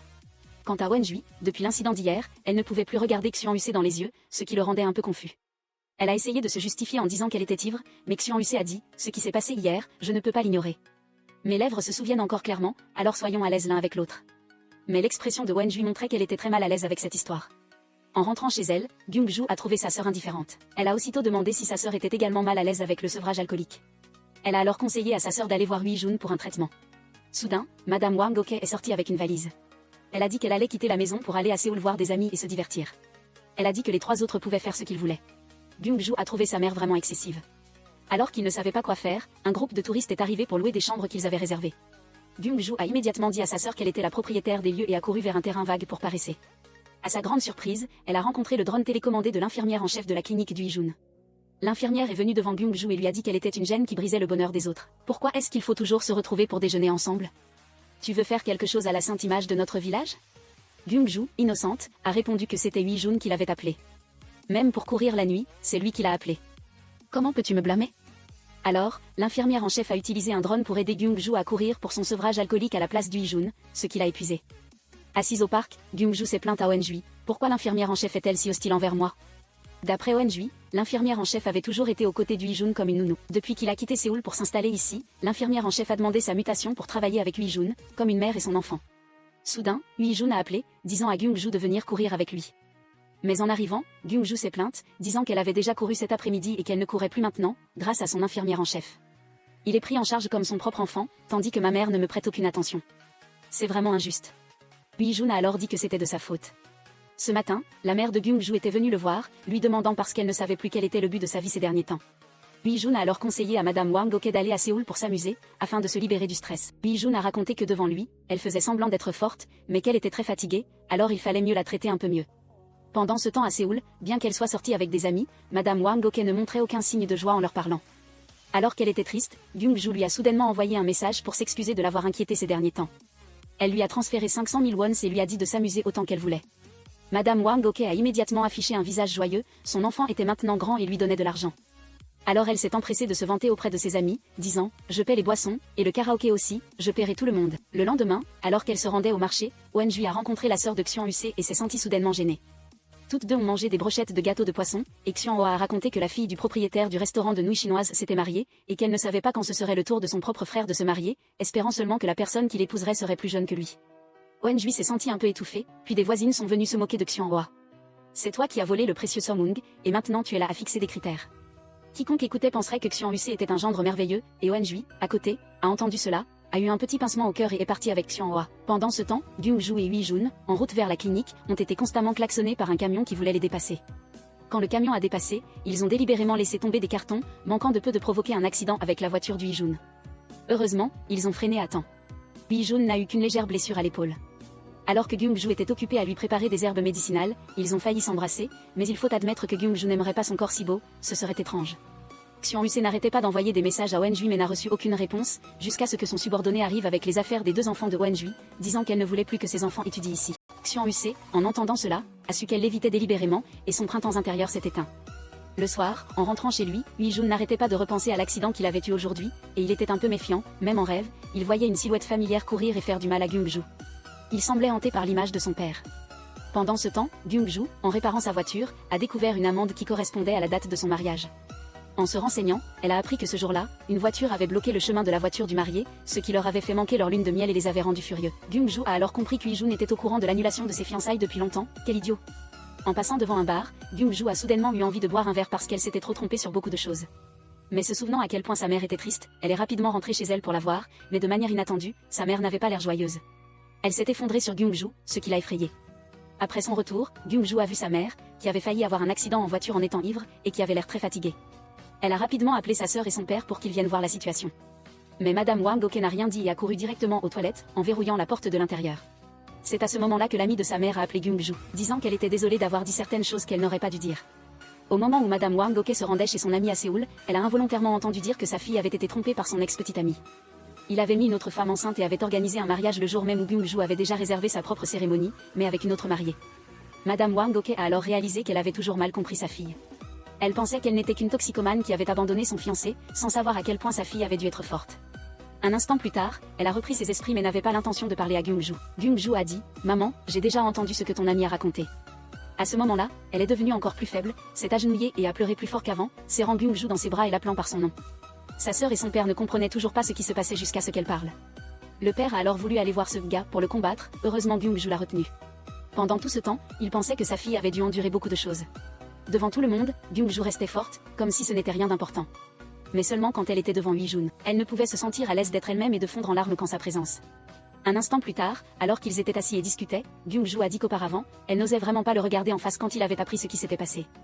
Byung-ju a regardé Hui-jun, merci d'avoir écouté mon histoire. Le lendemain, à la salle d'arts martiaux de Xian-Use. Il était abattu parce que la personne qu'il aimait n'était pas venue, quand sa sœur est passée. Elle lui a demandé s'il voulait se marier, car il avait l'âge de le faire. Elle lui a présenté une employée de banque du même âge, mais Xian-Use ne voulait pas. Il lui a dit qu'il avait déjà quelqu'un qu'il aimait. Dès qu'il a fini de parler, il est descendu au garage. Il a emprunté le téléphone de Song-Wung pour appeler Won-ju. Il a dit que c'était le seul moyen pour lui de lui parler. Mais Won-ju n'a pas répondu, alors Xian-Use a crié son nom. Par coïncidence, sa sœur l'a également suivi. Elle a demandé s'il voulait garder son ami. Elle était déjà occupée avec ses deux enfants et il les appelait encore pour s'entraîner. Heureusement, la sœur de Xian-Use a mal compris, car si elle avait su qu'il sortait avec son ami, elle se serait évanouie au poste de police. Hui-jun a découvert grâce aux caméras de sécurité que quelqu'un avait délibérément suivi sa voiture depuis l'hôpital et qu'il rôdait souvent autour de la maison de Hui-jun. Il n'a pu s'empêcher de se demander si cette personne n'était pas son père qui lui avait gâché la vie à l'époque. Le lendemain, chez Byung-ju, elle a informé sa mère que l'entreprise l'avait rappelé après que le chef de département pervers ait été démasqué. Soudain, sa mère l'a interrogé sur l'argent du dépôt de garantie de son ancien fiancé. Parce qu'elle devait récupérer cet argent pour pouvoir trouver une autre maison à Séoul, ce qui serait plus pratique pour que sa fille aille travailler. Sa mère n'arrêtait pas de se sentir coupable envers Byung-ju. Kyung-ju lui a dit que si elle continuait à être triste comme ça, elle irait directement à Séoul. C'est à cause de ça que lorsqu'elle est allée à la clinique d'Uijun pour vérifier son état de sevrage, Kyung-ju se plaignait sans cesse de ne pas savoir quand elle pourrait céder l'appartement pour récupérer sa caution. Alors Uijun a passé la soirée à y réfléchir. Il est allé voir Xian-Yu pour décompresser. Par coïncidence, son ami était aussi triste parce que la personne qu'il aimait l'évitait. Puis les deux se sont battus jusqu'à l'épuisement. Le lendemain, alors qu'elle faisait ses courses, la mère de Kyung-ju a surpris les vieilles voisines en train de dire que sa fille ne pourrait pas arrêter de boire. Par exemple, elle a même quitté son mari. La mère de Kyung-ju, irritée, a alors détruit les cornichons des vieilles voisines, disant que c'était le fiancé qui avait eu une aventure et mis quelqu'un enceinte, c'est pourquoi elle l'avait quitté. Plus tard, si tu en parles encore, je ne te laisserai pas tranquille. Kyung-ju, en entendant sa mère dire cela, s'est enfui. Sa mère pensait qu'elle avait fait du mal à sa fille, mais Kyung-ju attendit qu'il n'y ait personne pour la féliciter. Maman, tu as bien fait. C'est un soulagement. L'histoire de Kyung-ju qui s'est fait tromper s'est rapidement répandue dans tout le village de Bochin. Son ami Song n'arrêtait pas d'en parler avec Xian-Yu et Uijun, mais les deux semblaient le savoir depuis longtemps. Soudain, la sœur de Xian-Yu est venue dire qu'elle allait chez Kyung-ju. Ce qui a immédiatement redonné de l'enthousiasme à Xian-Yu, qui était abattu, et il a voulu l'accompagner, sous prétexte d'aller réconforter Kyung-ju, mais en fait, c'était pour voir Won-Jui. Pendant ce temps, chez Kyung-ju, alors qu'elle préparait ses affaires, sa mère lui a apporté le carnet de compte où elle notait l'argent de poche que Kyung-ju lui envoyait. Elle a dit qu'elle l'avait gardé pour elle sans dépenser un sou. Seuls 300 000 wons avaient été utilisés parce que son père les avait retirés sans permission pour acheter de l'alcool. Dehors, Uijun et ses amis sont venus lui rendre visite. Ensemble, ils ont organisé un barbecue pour fêter le fait que Kyung-ju s'était débarrassé de ce salaud qui l'avait trompé. À partir de maintenant, notre Kyung-ju connaîtra une grande fortune. Tout ira pour le mieux. Soudain, Kyung-ju a reçu un appel téléphonique qui l'a rempli de joie. Elle a appris que la caution de l'appartement à Séoul avait été récupérée. Aussitôt, pour Kyung-ju, c'était comme un grand bonheur. Après le repas, Xian-Yu s'est dépêchée d'aller voir Won-Jui, même si elle était assez gênée. Elle lui a demandé « Tu es venu pour Kyung-ju aujourd'hui, n'est-ce pas ?» Mais en fait, c'était plutôt pour parler à Won-Jui. Pour ne pas être oublié, Xian-Yu n'avait d'autre choix que de prétendre rendre visite à Kyung-ju à cause de sa rupture réussie avec son ex. Il chantait comme s'il n'était pas lui-même en peine de cœur. Alors qu'il était joyeux, la voisine Rom a appelé. Elle a dit « Sœur, permets-moi aujourd'hui d'être comme une fille aînée comme avant. » Tout le village de Bochin était blessé par ce qui était arrivé à Kyung-ju. Tout le monde était déterminé à trouver ce mari scélérat et à le faire vivre avec lui pour toujours. C'est la première fois depuis longtemps que Kyung-ju ressent une telle protection. Pendant qu'elle vérifiait les messages concernant le contrat de caution de la maison à la maison, Kyung-ju a soudainement vu le nom d'Uijun et le message a été supprimé. Kyung-ju s'est alors demandé s'il l'avait aidé. Le soir, Kyung-ju a dit que même si c'était difficile, tout le monde l'aidait. Sans oublier l'aide d'Uijun. Même si Uijun avait essayé d'aider Kyung-ju, elle avait changé d'avis. Elle avait laissé la caution pour pouvoir déménager seule dans cette maison. Après tout, elle était chanceuse d'avoir un protecteur. Enfin, le jour de la réintégration de Kyung-ju dans son ancienne entreprise est arrivé. Le chef de département qui m'a présenté le retour de Kyung-ju à tout le monde. Le chef de département qui m'a promis de l'aider de tout son cœur pour compenser le malentendu précédent. Bien qu'elle vienne de revenir dans l'entreprise, Kyung-ju a montré son talent en améliorant les chargeurs de véhicules électriques, ce qui a permis aux véhicules électriques de se recharger plus rapidement, impressionnant même le directeur. Pendant ce temps, à l'hôpital d'Uijun, l'infirmière en chef lui a demandé s'il était si fatigué à cause de Kyung-ju. Ayant été quelqu'un qui n'aimait pas Kyung-ju parce qu'elle avait appris qu'elle avait quitté son mari, maintenant que tout est clair, l'infirmière en chef veut qu'Uijun trouve son bonheur aux côtés de Kyung-ju. Elle espère qu'il ne manquera rien d'autre et qu'il sera heureux avec Kyung-ju. Cependant, Uijun a toujours peur car cette année-là, c'est son propre père qui est venu à l'hôpital pour semer le trouble. Il voulait voir Kyung-ju pour lui réclamer de l'argent. À ce moment-là, une infirmière qui essayait d'empêcher son père de faire du grabuge a été poussée par lui et est décédée sur le coup. C'est ce qui fait qu'Uijun craint que ce père ne réapparaisse et ne détruise son propre bonheur. Pendant ce temps, chez elle, Xian-Yu avait réussi à rencontrer Won-Jui pour parler de leurs sentiments. Won-Jui ne voulait pas que ce jeune homme l'aime, simplement parce qu'elle était une femme avec 2 enfants. Mais Xian-Yu ne s'en souciait pas, il la voyait élever seule et courageusement Guji et Nageia. Un sentiment de compassion a grandi en lui, il voulait protéger ses 2 enfants. Il lui a avoué « Je veux combler le vide du père, être celui qui leur apportera de l'affection ». Voyant Xian-Yu jouer joyeusement avec ses 2 enfants, Won-Jui était à la fois un peu pleine d'espoir et hésitante. Un soir, alors que Han Jeong-ju rentrait chez elle, un camion inconnu n'arrêtait pas de lui faire des appels de phare et des queues de poissons. Après un moment, il la dépassa brusquement et freina net. Le chauffeur descendit du camion avec une arme et tenta de forcer la portière de la voiture de Han Jeong-ju, mais heureusement, Seo Uijun apparut à temps et l'arrêta. Bien que légèrement blessé, il réussit à maîtriser le vieil homme et se retourna pour demander à Han Jeong-ju « Tu vas bien ?» Au poste de police, cet homme admit avoir tenté de tuer quelqu'un parce qu'il avait trop souffert, mais Seo Uijun expliqua que ce n'était pas son père mais un patient alcoolique. Au point que sa famille et ses proches l'ont rejeté et qu'il s'est automutilé, peut-être que la prison est la meilleure solution pour cet homme. Après son retour à l'hôpital, Seo Uijun a appris que Han Jeong-ju était parti plus tôt, il l'a appelé à plusieurs reprises avant qu'elle ne réponde, lui disant de descendre de la voiture et de l'attendre. Après avoir rattrapé Han Jeong-ju, Seo Uijun lui a demandé pourquoi elle était partie seule. Il lui avait dit de rester à l'hôpital, et Han Jeong-ju n'étant pas blessé était également perplexe. Si je n'ai rien, je rentre chez moi, a-t-elle dit, mais elle ne savait pas que Seo Uijun craignait qu'elle ne rencontre un autre malfaiteur. Han Jeong-ju a dit qu'elle ne voulait pas se tromper sur ses sentiments une deuxième fois, mais Seo Hui-jun a immédiatement nié. Il a dit que ce ne serait pas comme la deuxième fois de cette année-là, parce qu'il l'aimait vraiment. Il a serré Han Jeong-ju dans ses bras par derrière et lui a avoué son amour une fois de plus. Je t'aime, Han Jeong-ju, et ils se sont embrassés sous une pluie d'étoiles filantes. Depuis que Han Jeong-ju et Seo Hui-jun ont commencé à se fréquenter, Han Jeong-ju était si heureuse qu'elle n'arrivait pas à croire que ce qu'elle désirait était enfin devenu réalité. Il n'était pas différent des couples nouvellement amoureux, s'envoyant des messages et se disant « tu me manques ». Tout le monde qui regardait devait s'écrier « le destin les a fait s'aimer » jusqu'à ce que Seo Hui-jun arrive à l'hôpital. La joie de l'amour se lisait clairement sur son visage, ce que même l'infirmière en chef a remarqué. Seo Hui-jun a timidement demandé à l'infirmière en chef de garder le secret car ils étaient encore un peu gênés.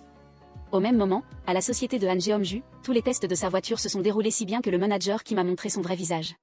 Auparavant, il avait promis de soutenir Han Jeong-ju, mais derrière son dos, il avait accusé auprès du directeur qu'on ne pouvait pas laisser une personne ayant des antécédents de dépendance occuper des postes importants. Alors que tout le monde déjeunait, Han Jeong-ju s'efforçait de réparer la voiture. Son ami proche Seo Hui-jun est venu dire à Han Jeong-ju qu'il sentait que quelque chose n'allait pas avec le manager Kim. Son caractère a toujours été difficile et mesquin, et pourtant il a cédé devant vous. On sentait que ce manager pourrait jouer un sale tour à son ami. Elle en a profité pour poser des questions sur la relation amoureuse de Han Jeong-ju avec Seo Hui-jun, et Han Jeong-ju a fièrement raconté qu'ils s'étaient déjà embrassés, sans même parler de flirter. Mais le fait que Han Jeong-ju veuille toujours garder cela secret a laissé son ami un peu perplexe. Cependant, en tant que meilleur ami, Mi-yeon jura de ne rien révéler à personne. Le soir, Han Jeong-ju ne s'attendait pas à ce que Seo Hui-jun monte jusqu'à Séoul pour venir la chercher. Seo Hui-jun a alors dit que c'était évident de venir chercher sa petite amie car il s'ennuyait beaucoup de Han Jeong-ju. Sur le chemin du retour, Han Jeong-ju a également parlé du manager Kim, qui la soutient actuellement, ce qui a intrigué Seo Hui-jun. N'était-il pas un peu difficile avant? Est-ce vraiment une bonne idée de le laisser à tes côtés? Han Jeong-ju a dit que tout allait bien, puis elle a demandé si Seo Hui-jun était vraiment venu ici pour elle. Il a alors raconté qu'il était monté plus tôt dans l'après-midi pour revoir son ancien collègue à l'hôpital de Séoul. Il était toujours hanté par l'accident de cette année-là qui avait coûté la vie à une infirmière. Han Jeong-ju a eu pitié, pensant que cela devait lui causer beaucoup de stress en rentrant chez lui. Soudain, Seo Hui-jun a montré de la vulnérabilité et a demandé à Han Jeong-ju de ne pas partir, de rester avec lui une nuit. Pendant ce temps, chez Han Jeong-ju, Joe n'arrêtait pas de penser à sa relation avec le jeune Xiong-wook. Ne sachant que faire, elle envoya accidentellement 3 messages, ce qui fit que le jeune Xiong-wook lui envoya des spams en continu, pensant qu'il avait une chance avec Xiong-hui. La nuit venue, le jeune homme se mit à chercher sur internet des documents sur la façon de réussir un premier rendez-vous, tandis que sa sœur pensait que son frère était sur le point de sortir avec Han Jeong-ju. De son côté, Han Jeong-ju regardait Seo Hui-jun en attendant qu'il lui prépare un bol de nouilles pour le dîner, mais elle ne savait pas qu'elle était devenue trop fatiguée et s'était rendormie. Elle ne s'est réveillée qu'au lever du soleil, et comme elle n'avait rien mangé la veille, Seo Hui-jun lui avait préparé un petit déjeuner copieux et somptueux. Han Jeong-ju, regrettant et reprochant à Seo Hui-jun de ne pas avoir dormi avec elle la nuit dernière, il lui a expliqué qu'elle était trop fatiguée et s'était évanouie. Han Jeong-ju regrettait que Seo Hui-jun ne lui ait rien fait. Elle a laissé Seo Hui-jun et était sur le point de prendre des vitamines du matin quand il y a eu un bruit étrange à l'extérieur. Ils sont sortis tous les deux pour voir et ont été choqués de voir que quelqu'un les avait vus ensemble. Han Jeong-ju a regardé le bol devant elle et a réalisé qu'elle l'avait déjà vu quelque part. Heureusement, Han Jeong-ju a réussi à courir jusqu'au salon de coiffure pour faire taire cette commère. Le rendez-vous des deux a failli être entièrement révélé. Ils sont allés dans un endroit désert. Tante Kim Gwang-goke a dit que Han Jeong-ju ne pouvait pas faire de telles choses en plein jour. Ils sont dans des positions différentes. Mais peu importe comment elle a essayé de l'empêcher, un signe de l'univers est apparu devant eux. En bref, tante Kim Gwang-goke a interdit à Han Jeong-ju d'avoir des contacts trop intimes avec Seo Hui-jun. Agacée, Han Jeong-ju est partie quand elle a soudainement senti l'odeur du tabac. En regardant, c'était la sœur de Bang Seung-hye. Elle s'est approchée de Han Jeong-ju avec colère et lui a dit « Pourquoi es-tu une personne si dépravée alors que tu as déjà mon frère ?» C'est sœur Xian-hoa qui les avait vus s'embrasser ce matin-là. Elle avait cru à tort qu'elle était une croqueuse d'hommes et s'était jetée sur elle pour se battre. Heureusement, Hui-jun et tout le monde sont apparus pour les arrêter. Buji a déclaré avec indignation qu'elle n'aimait qu'Hui-jun et personne d'autre ici. Le temps secret des deux est maintenant terminé. Désormais, toutes les voisines et amies sont au courant. Cependant, l'amour des deux est très attendu par tout le monde à Baoshan. On leur demande même quand ils vont se marier. Pendant ce temps, sœur Xianhua a été réprimandée par son jeune frère Xian-Huc, lui disant de ne plus interférer dans ses relations amoureuses. À cause d'un malentendu, la sœur a eu honte pour toujours et a raconté à son amie Duan-hui qu'elle venait de réaliser qu'elle pensait que sa sœur la trompait, c'est pourquoi il y a eu une petite bagarre. Mais en entendant que Xian-hw voulait seulement que son frère sorte avec une personne formidable, en l'occurrence Han Jeong-ju, Duan-hui s'est sentie un peu vieille car elle n'était plus aussi jeune qu'avant. À midi, Han Jeong-ju a été appelée par l'infirmière en chef qui lui a offert un ensemble de vêtements. Elle lui a dit que c'était un ensemble assorti avec Seo Hui-jun et a souhaité que les deux soient vraiment heureux, même si elle avait eu quelques malentendus avec Han Jeong-ju auparavant. Mais actuellement, on peut dire que Han Jeong-ju est le choix le plus parfait pour son médecin. L'infirmière en chef a rappelé à Han Jeong-ju de prendre en charge les soins à partir de maintenant. Quant à elle, elle devait partir, on peut dire que depuis qu'ils ont officialisé leur relation, Han Jeong-ju et Seo Hui-jun trouvent la vie bien plus belle. Ils font du pédalo sur le lac sans oublier de flirter comme de jeunes amoureux. Et puis, ce qui devait arriver arriva pour eux deux. De son côté, Duan-hui essayait de trouver un moyen de refuser le jeune Xian-wook. Mais en voyant Xian-wook, elle a été entraînée par lui pour un rendez-vous. En chemin, un enfant s'est éloigné de sa mère, et Xiang-wook n'a pas hésité à courir pour l'aider, afin de marquer des points auprès de Duanbi en montrant qu'il aimait les enfants. Il était déterminé à sortir avec elle coûte que coûte. Le lendemain, arrivé au travail, tout le monde avait l'air grave et a dit à Han Jeong-ju de consulter l'annonce de l'entreprise. Elle a ouvert le message et a vu qu'elle avait été promue au poste de manager grâce à son travail acharné. Tout le monde avait déjà tout préparé, n'attendant plus que Han Jeong-ju pour célébrer. Mais avant qu'elle ne puisse se réjouir, Han Jeong-ju a été convoqué au bureau d'enquête concernant une altercation qu'elle avait eue avec le chef de département Choi un certain temps auparavant. L'avocat devant elle a accusé Han Jeong-ju d'avoir demandé à quelqu'un de commettre des actes de voyoucratie contre un ivrogne. Même s'il s'agissait de légitime défense, cela reste une blessure infligée à autrui. Actuellement, soit vous annulez le rapport, soit vous serez sanctionné et ne serez plus promu. Après son retour, Mi-yeon a appelé Han Jeong-ju, lui disant qu'elle l'avait averti plus tôt car elle soupçonnait que quelque chose n'allait pas chez lui. Il l'avait trahi et avait même provoqué d'autres personnes dans son dos. Pour régler cette affaire, Han Jeong-ju est allé directement voir ce chef de département Choi, le forçant à s'excuser de l'avoir blessé. Cet homme l'a défié simplement parce que Han Jeong-ju n'osait pas boire avec lui, ce qui l'avait fait se sentir méprisé, alors si elle voulait passer l'éponge. Ce chef de service a défié Han Jeong-ju à un concours de boissons, mais défier la mauvaise personne est une erreur. Alors, le soir, quand Seo Hui-jun a envoyé un message à Han Jeong-ju, elle a juste répondu qu'elle dormirait chez une amie aujourd'hui et qu'il pouvait dormir le premier. Après un moment de beuverie, le chef de service a dû admettre que Han Jeong-ju était doué, mais elle ne l'a pas laissé passer et l'a même menacé d'un coup de poing, lui disant de ne plus vivre comme ça et de devenir une bonne personne. Alors, en rentrant et en s'asseyant, épuisé, au bord du lac, Han Jeong-ju a vu Seo Hui-jun arriver à ses côtés. Mais quand Seo Hui-jun a mis sa veste sur elle, Han Jeong-ju l'a vu partir seul vers l'hôpital, la laissant seule. Pensant qu'il allait disparaître, Han Jeong-ju s'était endormi à la clinique sans s'en rendre compte après son ivresse de la veille. Pendant ce temps, à la maison de retraite, l'infirmière en chef de Seo Hui-jun a ouvert une porte secrète au sous-sol de l'établissement, informant un homme que Seo Hui-jun était venu le voir récemment. Et cet homme n'était autre que le père de Seo Hui-jun. Pendant ce temps, paniquée parce que la personne qu'elle aimait voulait soudainement se suicider, Han Jeong-ju s'est réveillée en sursaut et a découvert qu'elle était allongée sur la plage, ne sachant pas quand elle y était arrivée.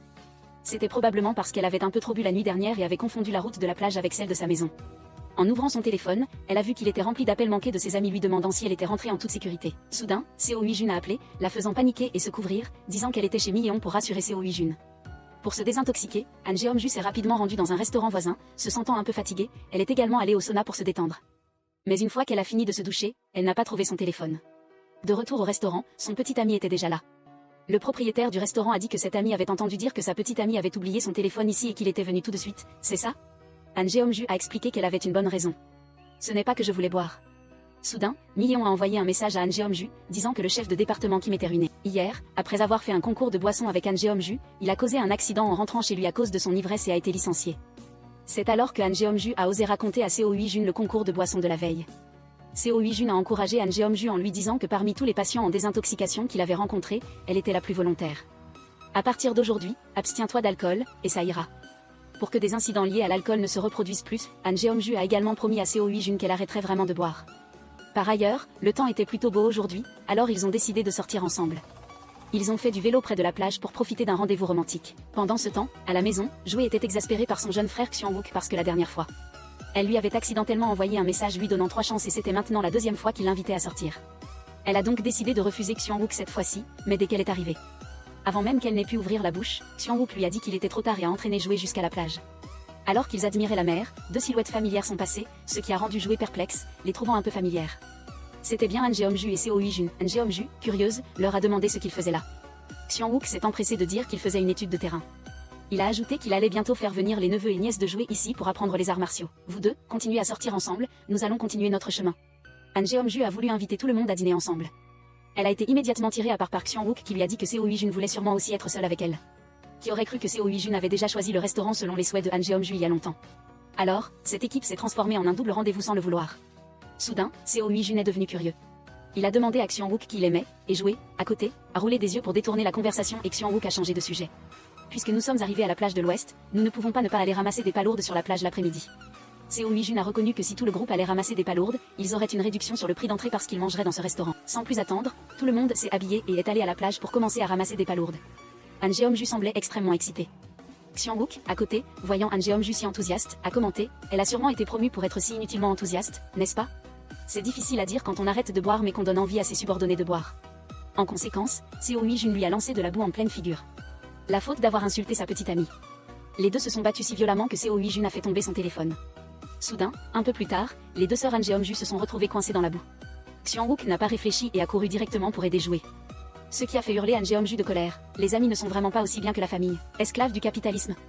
En entendant cela, pour éviter tout malentendu, Xiang-wook s'est immédiatement écarté et a vu Jouer crier parce que quelque chose s'était accroché à elle. Xiang-wook a complètement ignoré Han Jeong-ju. Han Jeong-ju, agacée, s'est exclamée, n'importe qui dirait qu'il aime sa sœur, n'est-ce pas? Soudain, elle a réalisé que quelque chose n'allait pas, ce type considère sûrement ma sœur comme une source de revenus, c'est pourquoi il fait tant d'efforts. Il va probablement aussi forcer Jouer à apprendre les arts martiaux et la vider jusqu'à la moelle. Pendant ce temps, à la maison, Wang Goke a vu son mari lire un manuel de cuisine. Elle a immédiatement dit, nous n'avons même pas encore récupéré le restaurant de Hot Po et le garage, et tu prévois déjà de gâcher quelque chose d'autre? Bien qu'un peu réprobatrice, elle était aussi soucieuse. Elle a demandé à son mari s'il avait mangé. Alors les deux époux sont allés manger du poulet mijoté. Ils espéraient rester en bonne santé pour ne pas être un fardeau pour leurs enfants. Alors qu'ils mangeaient, l'infirmière en chef de Seo Hui-jun est passée avec une tenue de sport rose vif et clinquant. Wang Goke a dit à son mari que Seo Hui-jun était si chanceux d'avoir quelqu'un comme cette infirmière à ses côtés, s'occupant de lui comme une mère. Mais elle ignorait la vérité derrière l'infirmière en chef. Elle cachait un grand secret à tout le monde concernant le père de Seo Hui-jun. Pendant ce temps, le groupe de Han Jeong-ju continuait son rendez-vous jusqu'en fin de soirée. Assis à regarder le coucher de soleil ensemble, Xiang-wook ne regardait principalement que Jouer. Soudain, ce moment fit que Han Jeong-ju commença à douter du comportement de son ami tout au long de la journée. Elle se demandait s'il n'était pas amoureux de sa sœur. Le soir, en rentrant chez lui, Xiang-wook trouva l'atmosphère un peu morne et pensa que Seo Hui-jun et Han Jeong-ju étaient fâchés. Il se plaignait, la tête douloureuse, sans savoir que Han Jeong-ju le soupçonnait de sortir avec Jouer. En rentrant à la maison, Han Jeong-ju demanda à sa sœur si la personne que Xiang-wook aimait était-elle. Alors, vous deux à la plage aujourd'hui, c'était un rendez-vous, n'est-ce pas? Jouer était sur le point d'expliquer, mais sa sœur continuait à lui faire des reproches. Jouer est rentrée chez elle, ignorant les appels de Han Jeong-ju. Le lendemain matin, alors que le père de Han Jeong-ju faisait le ménage, sa mère semblait avoir perdu toute vitalité. Sa tête tournait et elle avait des vertiges, sans aucune envie de faire quoi que ce soit. Alors qu'elle s'apprêtait à se reposer, un livreur est arrivé avec des fleurs. À l'intérieur se trouvait une lettre félicitant Han Jeong-ju pour sa promotion réussie. Les deux parents furent soudainement ravis et se sentirent complètement revigorés. Wang Goke a appelé sa fille. Elle lui a dit de profiter de cette occasion pour voyager, mais Han Jeong-ju n'avait pas le temps. Promue, elle était encore plus occupée et a donc reporté le rendez-vous. Ne pouvant laisser cette nouvelle passer inaperçue, Wang Goke a réuni toutes les femmes du village. Elle s'est vantée et a montré son fierté à tout le monde car personne ne l'avait cru auparavant. Pour célébrer la promotion de sa fille, Wang Goke a demandé à tout le monde d'abattre une vache pour l'occasion. C'était vraiment la chef influente du village, pas de doute. Soudain, Seo Hui-jun est également passé. Wang Goke a demandé et a découvert qu'il savait déjà que Han Jeong-ju avait été promu. Mes yeux ont bien choisi un petit ami intelligent, vraiment. Voyant que la promotion de sa fille signifierait beaucoup de fatigue, Wang Goke s'apprêtait à aller chercher des herbes médicinales quand elle s'est évanouie dans la rue sans s'en rendre compte. Han Jeong-ju s'est rapidement rendu à l'hôpital pour voir sa mère et a appris que cette dernière souffrait d'une élévation des enzymes hépatiques. Pour l'instant, il fallait attendre que les enzymes hépatiques diminuent progressivement avec des médicaments. Le médecin s'est demandé si les membres de la famille n'auraient pas dû le détecter plus tôt, étant donné le niveau élevé d'enzymes hépatiques. Mais le père de Han Jeong-ju était abattu de ne pas y avoir pensé plus tôt. Han Jeong-ju a conseillé à sa sœur de rentrer, mais Jouer ne voulait pas. Jusqu'à ce que leur mère appelle pour dire que ses deux enfants étaient toujours à l'école. Elle était sur le point d'aller les chercher quand l'autre bout du fil a dit que quelqu'un les avait déjà récupérés. Ce n'est qu'en arrivant qu'elle a appris que Xiang-wook avait déjà récupéré ses enfants. Un peu plus tard, les deux se sont assis pour parler en privé et ont découvert que Xiang-wook avait appelé Seo Hui-jun. Connaissant la situation, il a pris l'initiative d'aider Jouer. Mais elle ne voulait pas que leur relation continue dans cette impasse. Jouer a dit à Xiang-wook de mettre fin à tout cela. Elle ne voulait pas continuer à faire des choses inutiles avec Xiang-wook sans s'en rendre compte. Il était stupéfait que ses sentiments soient considérés comme inutiles.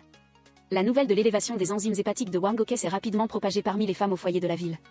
Tout le monde a poussé un soupir de soulagement, se disant qu'il était heureux que Seo Hui-jun ait été là, sinon cela aurait été vraiment dangereux. En mentionnant soudainement Seo Hui-jun, le meilleur ami du père de Han Jeong-ju est devenu curieux. Il se demandait pourquoi quelqu'un qui avait été médecin à Séoul avait dû retourner à la campagne. Pendant ce temps, Seo Hui-jun discutait avec un ancien confrère pour savoir si son père était apparu à la maison de retraite. Seo Hui-jun y était déjà allé mais n'avait vu personne. Son ancien confrère pensait qu'il s'était trompé à l'époque. Cette année-là, à cause de son père, Seo Hui-jun avait causé la mort d'une jeune infirmière. Il regrettait profondément de ne pas avoir mieux contrôlé son père. Tout le monde regardait Seo Hui-jun avec des yeux discriminatoires et l'évitait. Ainsi, Seo Hui-jun était le coupable de la mort de cette infirmière. À ce moment-là, du côté de Han Jeong-ju, le médecin a annoncé que les enzymes hépatiques n'avaient pas diminué. Avant que cela ne se transforme en insuffisance hépatique, la famille devrait rapidement faire un don d'organes. Le père de Han Jeong-ju était trop âgé pour faire un don. Jouer avait un foie congénitalement petit, donc seul Han Jeong-ju était la plus susceptible de pouvoir faire un don. Xiang-wook a également entendu cette nouvelle chez lui. Il a immédiatement dit à son ami Sang-wook qu'il ne savait pas s'il devait donner son foie si les résultats de Han Jeong-ju n'étaient pas bons. Ce jeune homme était vraiment incorrigible, utilisant tous les moyens possibles pour gagner les faveurs de la famille Jouer. Son ami Sang-wook s'inquiétait qu'il reçoive un certificat de décès avant même de réussir le don de foie. Han Jeong-ju, après avoir passé les tests, a reçu de mauvaises nouvelles. Elle avait trop de graisse dans le foie à cause de sa consommation antérieure d'alcool, ce qui la rendait incompatible pour une greffe de foie. À ce moment-là, Han Jeong-ju commença à s'effondrer, se remémorant les fois où elle avait trop bu et commençant à le regretter. Si je n'avais pas bu à ce moment-là, les résultats auraient-ils été différents maintenant? Elle s'est assise avec Seo Hui-jun. Elle se reprochait de ne pas avoir bu d'alcool et d'avoir bu quand même. Juste pour quelques excuses, et maintenant je subis un karma immédiat. Seo Hui-jun n'a pu que l'encourager, lui disant que sa mère était très heureuse de sa promotion. Maintenant, il suffit que tu arrêtes de boire et que tu réduises la graisse dans ton foie pour pouvoir faire un don à ta mère. Ainsi, pour sauver sa mère, Han Jeong-ju a décidé de faire de l'exercice régulièrement chaque jour. Mais quand Wang Ok a appris que sa fille avait l'intention de lui faire un don, elle n'a pas été d'accord. Au point que son mari n'en pouvait plus et lui a dit de vivre. Notre fille s'entraîne si dur pour toi qu'elle pourrait subir une intervention chirurgicale. C'est un miracle. Pour réconforter son père, Han Jeong-ju s'est assise à côté de lui et a dit « Ce corps, c'est papa et maman qui me l'ont donné. Je suis votre ange. » Bien que sa fille ait fait tant d'efforts pour Wang Ok. Wang Ok a profité de l'absence de quiconque pour tenter de partir, mais heureusement Seo Hui-jun est apparu à temps pour l'arrêter. Il a dit que Han Jeong-ju était exactement comme Wang Ok. Elle essaie toujours de faire de son mieux pour les autres, peu importe qu'elle souffre ou non. Le fait qu'elle puisse se faire opérer n'est pas un miracle. Alors, s'il vous plaît, faites l'opération pour ses efforts. Quelques instants plus tard, quand Han Jeong-ju est arrivée, elle a serré sa mère dans ses bras et lui a dit qu'elle ne pouvait pas vivre sans elle. Car Han Jeong-ju avait fait des efforts, qu'il pleuve ou qu'il fasse beau, pour réussir à réduire la graisse dans son foie. Juste pour que sa mère puisse recevoir une greffe de foie et continuer à vivre. Pour récompenser l'amour de sa fille, Wang Ok a également décidé de continuer à vivre et d'accepter le don d'organes de sa fille. Finalement, après un mois, Han Jeong-ju a pu retourner travailler. Cependant, c'était un peu tôt pour elle, mais heureusement, son ami Million était toujours là pour veiller sur elle, se souciant d'elle chaque fois que Han Jeong-ju allait au travail. C'est une collègue vraiment formidable. Le soir, en rentrant, Han Jeong-ju a aussi acheté des gâteaux pour ses deux neveux et nièces. Après avoir envoyé les deux enfants jouer, elle a demandé à sa sœur si c'était une bonne chose de rompre avec Kyung-wook. Han Jeong-ju se sentait un peu coupable de leur séparation. Mais qui sait, si Jouer continuait, peut-être que Kyung-hw serait d'accord et plus à l'aise. Jouer voulait juste gérer la maison d'hôte maintenant. Han Jeong-ju faisait comme si elle ne savait rien de Kyung-wook. Après que Wang Ok se soit rétabli, comme c'était une vraie chef, tous les habitants du village l'appréciaient et venaient lui rendre visite, inquiets pour sa santé. À ce moment-là, le père de Han Jeong-ju a demandé à son ami où était sa femme. Pour le dire, la veille au soir, dans le bar de son ami, un voleur s'est faufilé pour voler de l'argent, mais ce voleur a été rapidement maîtrisé par Seo Hui-jun. Étonnamment, c'était une connaissance, Maître Kim, le professeur d'arts martiaux de Kyung-wook. Au poste de police, cette femme n'arrêtait pas de demander à la police d'emprisonner cet homme coûte que coûte. À tel point que Maître Kim n'en pouvait plus et a dit « Maman, comment peux-tu me faire ça ?» Les policiers étaient agacés car ils ne s'attendaient pas à ce que cette affaire soit si complexe.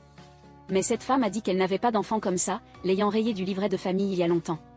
Il a reçu une notification indiquant qu'ils avaient trouvé une connaissance qui avait travaillé à la prison de Gang, où le père de Seo Hui-jun avait séjourné. Cependant, Seo Hui-jun n'a pas obtenu beaucoup d'informations car après la libération de son père de prison, la femme devant lui ne voulait plus le revoir et était partie rapidement.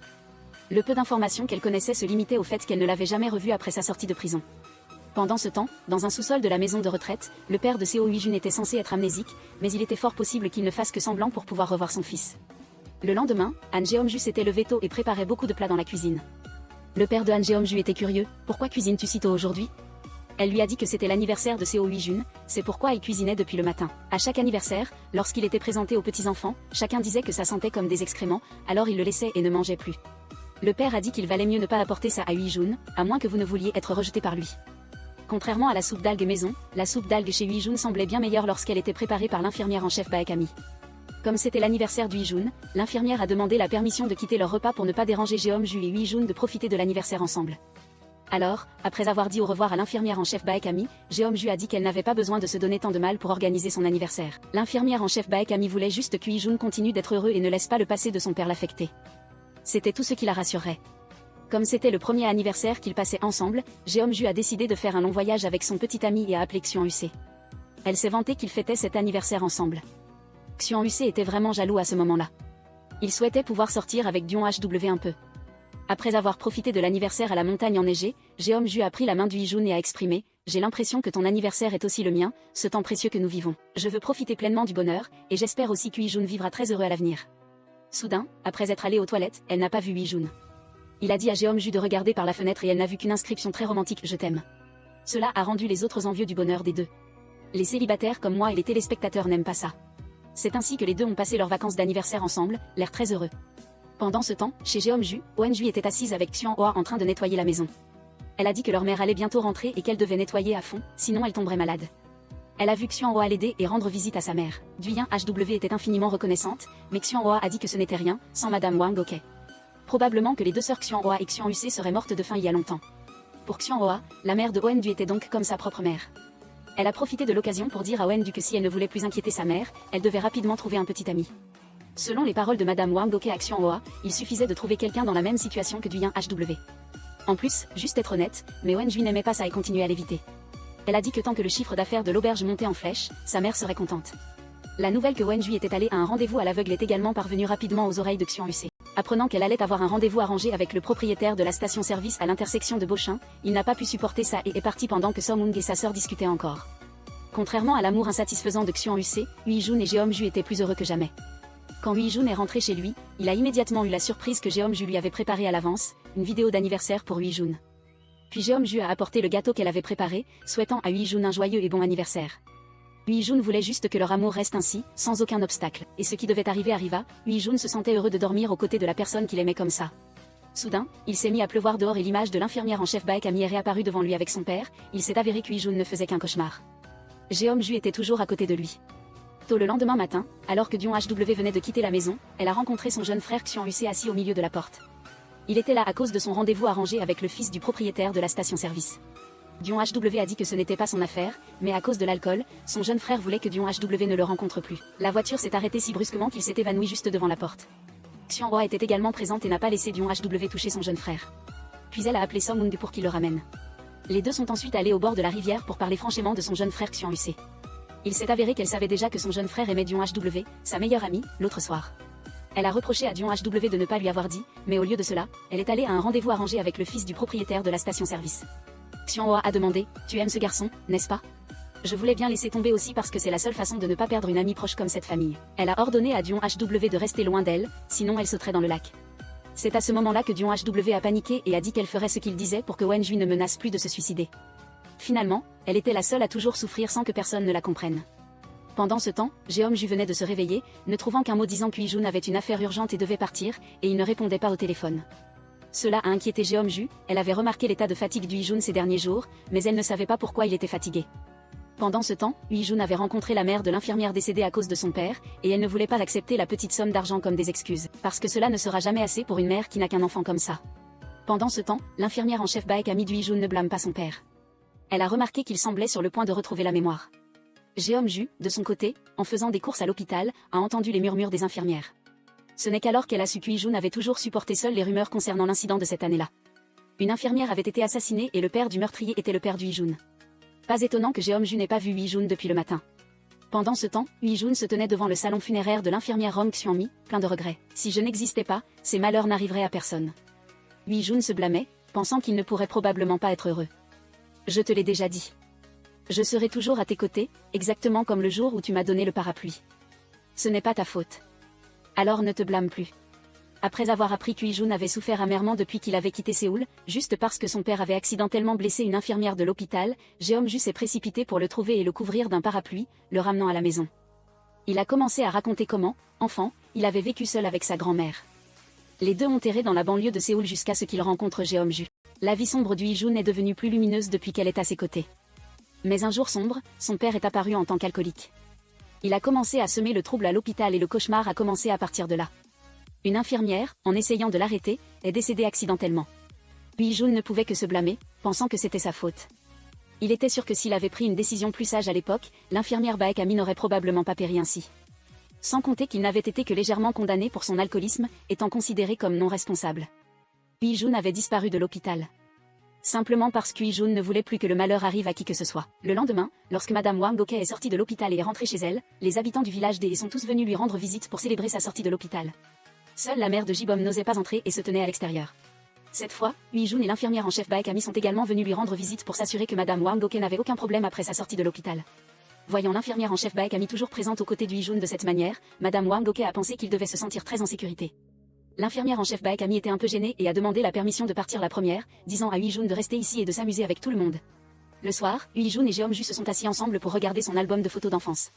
Alors qu'ils étaient en train de se reposer, le père a apporté de la nourriture, disant que leur mère voulait qu'ils mangent ça. Mais voyant les deux si proches, le père a demandé pourquoi ils se tenaient si près l'un de l'autre dans une pièce si grande. Pour éviter que son père ne les dérange, Jeom-ju l'a emmené dehors. Le lendemain, à l'entreprise de Jeom-ju, elle faisait une présentation sur une voiture qui avait perdu ses freins après avoir été réparée dans leur entreprise. Elle exigeait que l'entreprise paie des dommages-intérêts. Jeom-ju a donc dû se charger de la réparation et de l'analyse. Trouver la cause de l'accident cette fois-ci afin que la réputation de l'entreprise ne soit pas perdue. Pendant ce temps, Hui-jun était toujours à la recherche d'informations sur son père disparu. L'infirmière en chef Baek Ami est également passée, écoutant Hui-jun raconter l'histoire de son père cette année-là. Elle se demandait si Hui-jun avait vraiment besoin de chercher son père à ce point. S'il était quelqu'un qui pouvait être trouvé, il l'aurait été il y a longtemps. Le soir, de retour à la maison, Jeom-ju a raconté à Hui-jun qu'elle devait gérer un cas de voiture accidentée qui avait perdu ses freins après avoir été réparée dans son entreprise. Elle n'avait pas réalisé que cette voiture appartenait à la maison de retraite. En entendant que la voiture venait de la maison de retraite, Hui-jun a raconté que dans cette maison de retraite, son père avait été vu par son aîné. Mais quand il y est allé pour demander, tout le monde a dit qu'il n'y avait pas d'homme comme ça. Manquant de café, Jeom-ju a demandé où se trouvait le chargeur de batterie. Elle est allée à l'endroit indiqué par Hui-jun et a découvert une note d'amour pour Jeom-ju accompagnée d'un bracelet. Mais comme c'était un vieil objet, Hui-jun a promis de lui offrir un autre cadeau plus précieux. Jeom-ju voulait toujours porter ce cadeau d'Hui-jun. Elle lui a demandé de le lui mettre et a demandé si c'était joli. Il a admis que le cadeau était plutôt joli. Hui-jun a complimenté Jeom-ju en disant qu'elle était plus belle. C'est vraiment être aveuglé par l'amour. Pendant ce temps, la mère de Jibom a également été visitée par Madame Wang Ok. Elle lui a demandé « Tu ne te souviens pas de moi ?» Elle savait que ce matin-là, cette jeune femme n'avait pas osé lui rendre visite simplement parce qu'elle se sentait coupable. Si vous ne voulez pas vous sentir coupable, ne faites rien de mal. Il faut dire que cette année-là, dans un hôtel, la mère de Jibom avait volé le premier amour de Madame Wang Ok. Finalement, depuis cette année-là, elle a vécu dans la misère partout où elle allait. Madame Wang Ok a alors raconté qu'il n'y avait jamais eu de premier amour. Ce n'était que des rumeurs la concernant et le père de Jibom.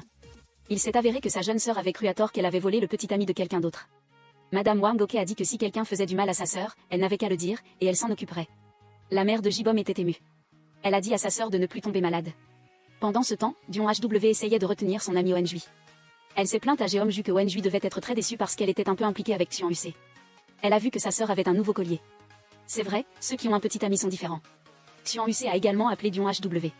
Voyant qu'elle ne répondait pas au téléphone, il ne pouvait pas rester tranquille. Song lui demanda ce qu'il comptait faire d'autre maintenant qu'il était ivre. Qu'aurait-il pu faire d'autre à part attendre que son ami vienne le chercher? Comme d'habitude, Xion Husé était allé boire et était devenu trop ivre pour appeler. Il a quand même marché. Puis il est finalement tombé par terre et a dû être ramené à la maison par son grand frère Somung. C'était vraiment le frère le plus malheureux du monde. Le lendemain, en rencontrant un client à l'hospice, Jeom-ju a donné une autre voiture au propriétaire accidenté et lui a dit de l'utiliser pour ne pas affecter l'hospice.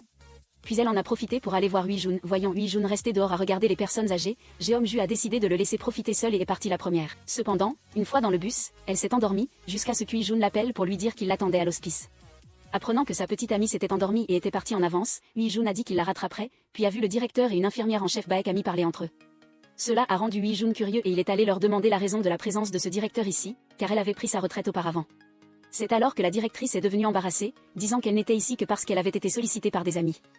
Cependant, Hui-jun ne pouvait s'empêcher de douter des actions de cette personne, se demandant si cela avait un lien avec son père, tandis qu'à l'hôpital, Jeom-ju a aperçu une silhouette familière de l'infirmière en chef Baek Ami. Il a appelé pour lui demander si elle était à Bochin, mais l'infirmière en chef a répondu qu'elle était à Séoul. Jeom-ju a dit d'accord, mais la surprise en montant dans un bus à proximité, et en regardant l'adresse, elle allait à Myeongju, qui est aussi la maison de retraite. À ce moment-là, à la maison de retraite, ces deux personnes parlaient de la visite du Hui-jun et de Jeom-ju. L'infirmière en chef Baek Ami a également commencé à s'inquiéter que les deux découvrent quelque chose, que le père du Hui-jun était enfermé dans cette zone souterraine. Le lendemain, au village de Bochin, tout le monde mangeait de la fondue et des grillades pour célébrer la sortie d'hôpital de Madame Wang Ok, et Xion Husé ainsi que Dion HW étaient également présents. La seule chose est que Xion Hwa n'était pas là, ce qui a fait jaser la mère de Xion Husé, disant qu'elle n'avait jamais manqué une célébration de Sœur Wang. Elle ne savait pas que seuls les initiés comme Xion Husé et Dion HW comprenaient pourquoi Xion Hwa était absente. C'était simplement parce que la sœur de Xion Husé avait déclaré qu'elle rompait ses liens d'amitié avec Dion HW auparavant, lorsque Dion HW est sorti pour passer un appel. Xion Husé s'est tenu devant elle et s'est excusé d'avoir rendu les choses difficiles entre ses deux sœurs, uniquement à cause de son ivresse et de ses pertes de mémoire qui avaient affecté Dion HW.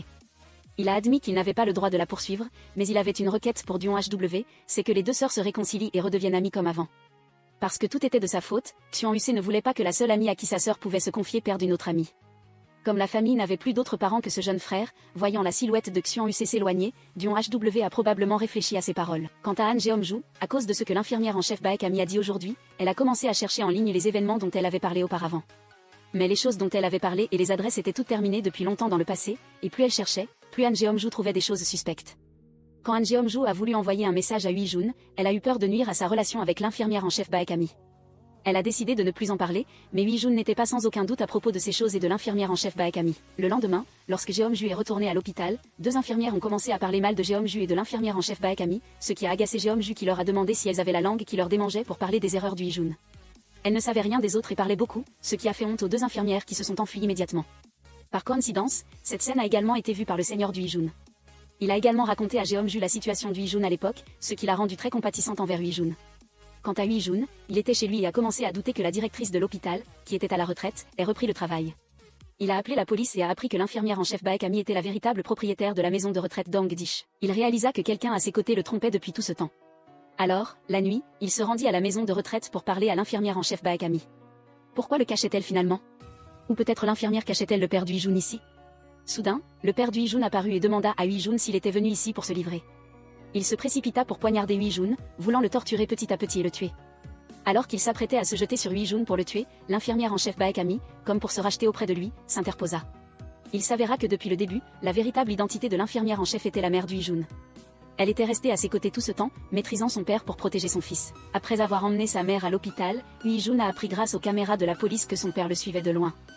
Jeom-ju est également arrivé à ce moment-là pour lui annoncer que sa mère serait emmenée dans la chambre d'hôpital, et qu'elle irait chez elle chercher des affaires pour elle. Quand Jeom-ju est rentrée, elle a vu des photos du Hee-jun et d'elle deux. Il y avait aussi un petit journal intime écrit pour lui, disant « Cher Hee-jun, un jour tu liras ces mots ».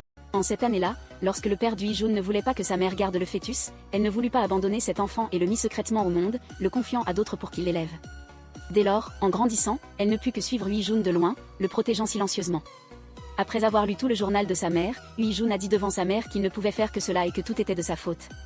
Les habitants du village de Bochin ont également appris que l'infirmière en chef Baek Ami était en fait sa mère biologique, expliquant pourquoi depuis que Hee-jun avait déménagé ici, tout le monde avait remarqué qu'elle protégeait et couvait en Hee-jun. Pendant ce temps à l'hôpital, l'état de l'infirmière en chef Baek Ami s'était stabilisé. Elle a demandé à la police de bien surveiller et protéger son fils. Elle a averti la police que personne ne pouvait savoir ce que cet ivrogne pourrait tenter de faire.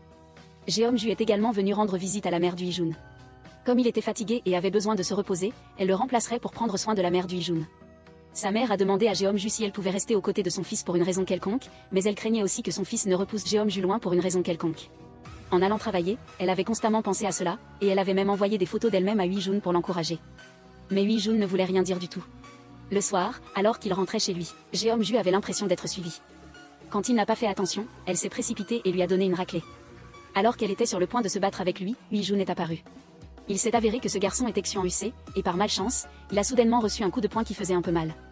Alors, pour dédommager son ami Xian-Use, Jeom-ju l'a emmené manger. Ce n'est qu'à ce moment-là qu'ils ont découvert que son ami avait été victime de pickpocket à Séoul et n'avait rien mangé depuis 2 jours. Le suivre ainsi était facile à mal interpréter et à se faire frapper. Soudain, Hee-jun a reçu un appel téléphonique, parlant de quelque chose qui a rendu Xian-Use curieux. Il a alors appris que la mère du Hee-jun était l'infirmière en chef Baek Ami. Le père adoptif du Hee-jun est toujours porté disparu et échappe aux recherches de la police. Jeom-ju a profité de l'occasion pour demander à son ami pourquoi il était soudainement monté à Séoul. Xian-Use voulait juste se détendre et se libérer du stress. Mais il s'est retrouvé coincé. Jeom-ju a demandé si c'était à cause de sa sœur qu'il s'était enfui comme ça. Xian-Use ne voulait simplement forcer personne à faire ce qu'il ne voulait pas. Le soir, de retour à la maison, Jeom-ju a demandé à Hee-jun s'il allait la laisser seule, après toutes les difficultés qu'ils avaient traversées depuis. Jeom-ju avait peur qu'il la repousse une fois de plus. De toute façon, il a déjà offert un objet important à Jeom-ju, alors Hee-jun doit en prendre la responsabilité. Quant à Dion-hw, pour renouer son amitié avec sa meilleure amie Oh-jui, elle a apporté de la nourriture pour rencontrer Som-woong et lui demander où se trouvait Oh-jui. Avant qu'elle ne puisse poser quelques questions, Oh-jui est arrivé par derrière et a invité Dion-hw à entrer pour parler. Dion-hw voulait parler d'elle-même et de la façon dont elle avait perturbé l'amitié des deux sœurs, mais Oh-jui a dit que Xian-Use avait quitté la maison depuis 2 jours, ce qui a laissé Dion-hw ne sachant pas comment gérer la situation. Selon ce que Oh-jui savait, Xian-Use s'était enfui à Séoul. Oh-jui n'avait qu'une seule requête envers son ami, ramener son jeune frère ici. Et aussi, ne pas abandonner ses sentiments pour Xian-Use. Le lendemain, en arrivant à Séoul pour rencontrer Xian-Use, il a cru halluciner tellement il pensait à Dion-hw, quand elle l'a rappelé. Ensemble, ils ont résolu les problèmes qu'ils rencontraient. Xian-Use craignait que, à cause de lui, les deux sœurs ne se parlent plus ni ne jouent plus ensemble. Il y avait beaucoup réfléchi avant de s'enfuir à Séoul. Soudain, la phrase de Dion-hw, « Sortons ensemble », l'a surpris, et Xian-Use a perdu son calme. Il a commencé à poser des questions à plusieurs reprises et était embarrassé. Il a demandé s'il pouvait emprunter le téléphone de Dion-hw. Il a appelé sa sœur et a dit qu'il rentrait à Bochin tout de suite. Maintenant qu'il sortait avec Dion-hw, il a audacieusement demandé s'il pouvait l'appeler « ma chérie ». C'était vraiment trop mièvre. Cependant, Dion-hw ne s'en est pas plainte et a même laissé Xian-Use s'approcher et la serrer dans ses bras. Pendant ce temps, Oh-jui et Jeom-ju allaient ensemble rendre visite à la tombe d'une connaissance décédée. Elles ont trouvé des bouteilles en verre éparpillées partout, comme si le père du Hee-jun était venu ici. À ce moment-là, Hee-jun a également reçu un appel de la police disant que son père était décédé près de l'hôpital de la mère du Hee-jun. Son cœur s'est arrêté de battre à cause d'une consommation excessive d'alcool. Finalement, il a dû payer le prix de ce qui a nui aux autres. Les parents de Jeom-ju sont également venus, les deux se demandant pourquoi ils savaient qu'ils étaient là. Mais elle est Madame Wang Ok, la prêteuse de Bochin, comment ne le saurait-elle pas? Les couronnes funéraires arrivaient continuellement. Bien qu'il n'ait pas été une bonne personne, il était au moins celui qui avait adopté Hui-jun autrefois, alors tout le monde est venu en grand nombre. Hui-jun ne pouvait que remercier tout le monde d'être venu. Pendant le repas, tout le monde discutait continuellement du fait que Hui-jun était plutôt malheureux d'avoir un tel père, mais Jeom-ju a eu de la chance de pouvoir avoir un si bon mari. Pour consoler Hui-jun, Jeom-ju s'est approchée et lui a demandé comment il allait. Elle lui a raconté à quel point elle était chanceuse d'avoir Hui-jun à ses côtés. Cependant, Hui-jun a toujours regretté, disant qu'il ne méritait pas le bonheur. Il ne devrait pas non plus être médecin, sans compter que sa mère a été blessée à cause de lui. Jeom-ju lui a dit qu'il ne devrait pas penser comme ça. C'est parce qu'elle aimait Hui-jun qu'elle a tant sacrifié. Elle pouvait tout supporter. Elle a secrètement protégé Hui-jun de loin simplement parce qu'il était son seul fils. C'est la personne qu'elle ne quitterait pas même si elle mourait. Après avoir écouté les conseils de Jeom-ju, Hui-jun est allé voir sa mère avec elle. Il espérait seulement qu'elle ne se blâmerait pas. Au final, ce père est mort uniquement à cause de son choix de l'alcool, ce n'était pas la faute de sa mère. Après avoir emmené sa mère aux funérailles, Hui-jun l'a remercié d'avoir toujours été à ses côtés, quoi qu'il arrive. En voyant la mère et le fils se réconcilier, les autres autour d'eux ne purent s'empêcher d'être émus. Maintenant, tout était plus paisible que jamais. Pour se rattraper auprès de Jeom-ju, Hui-jun lui a également acheté un nouveau collier. Tu brilles tellement, je ne peux pas ouvrir les yeux. Cela l'a fait rougir de honte. Vous deux, vous connaissez le conte de fées? Ces amoureux sont si ringards. Xian-Huc a également obtenu ce qu'il voulait, devenant une partie de la famille de Dion HW. C'est vrai, cette famille a deux beaux-fils à la fois beaux et talentueux. De plus, ils aiment encore plus se montrer et rivaliser avec la belle famille. Le film se termine ici. Veuillez vous abonner à la chaîne pour regarder d'autres films passionnants.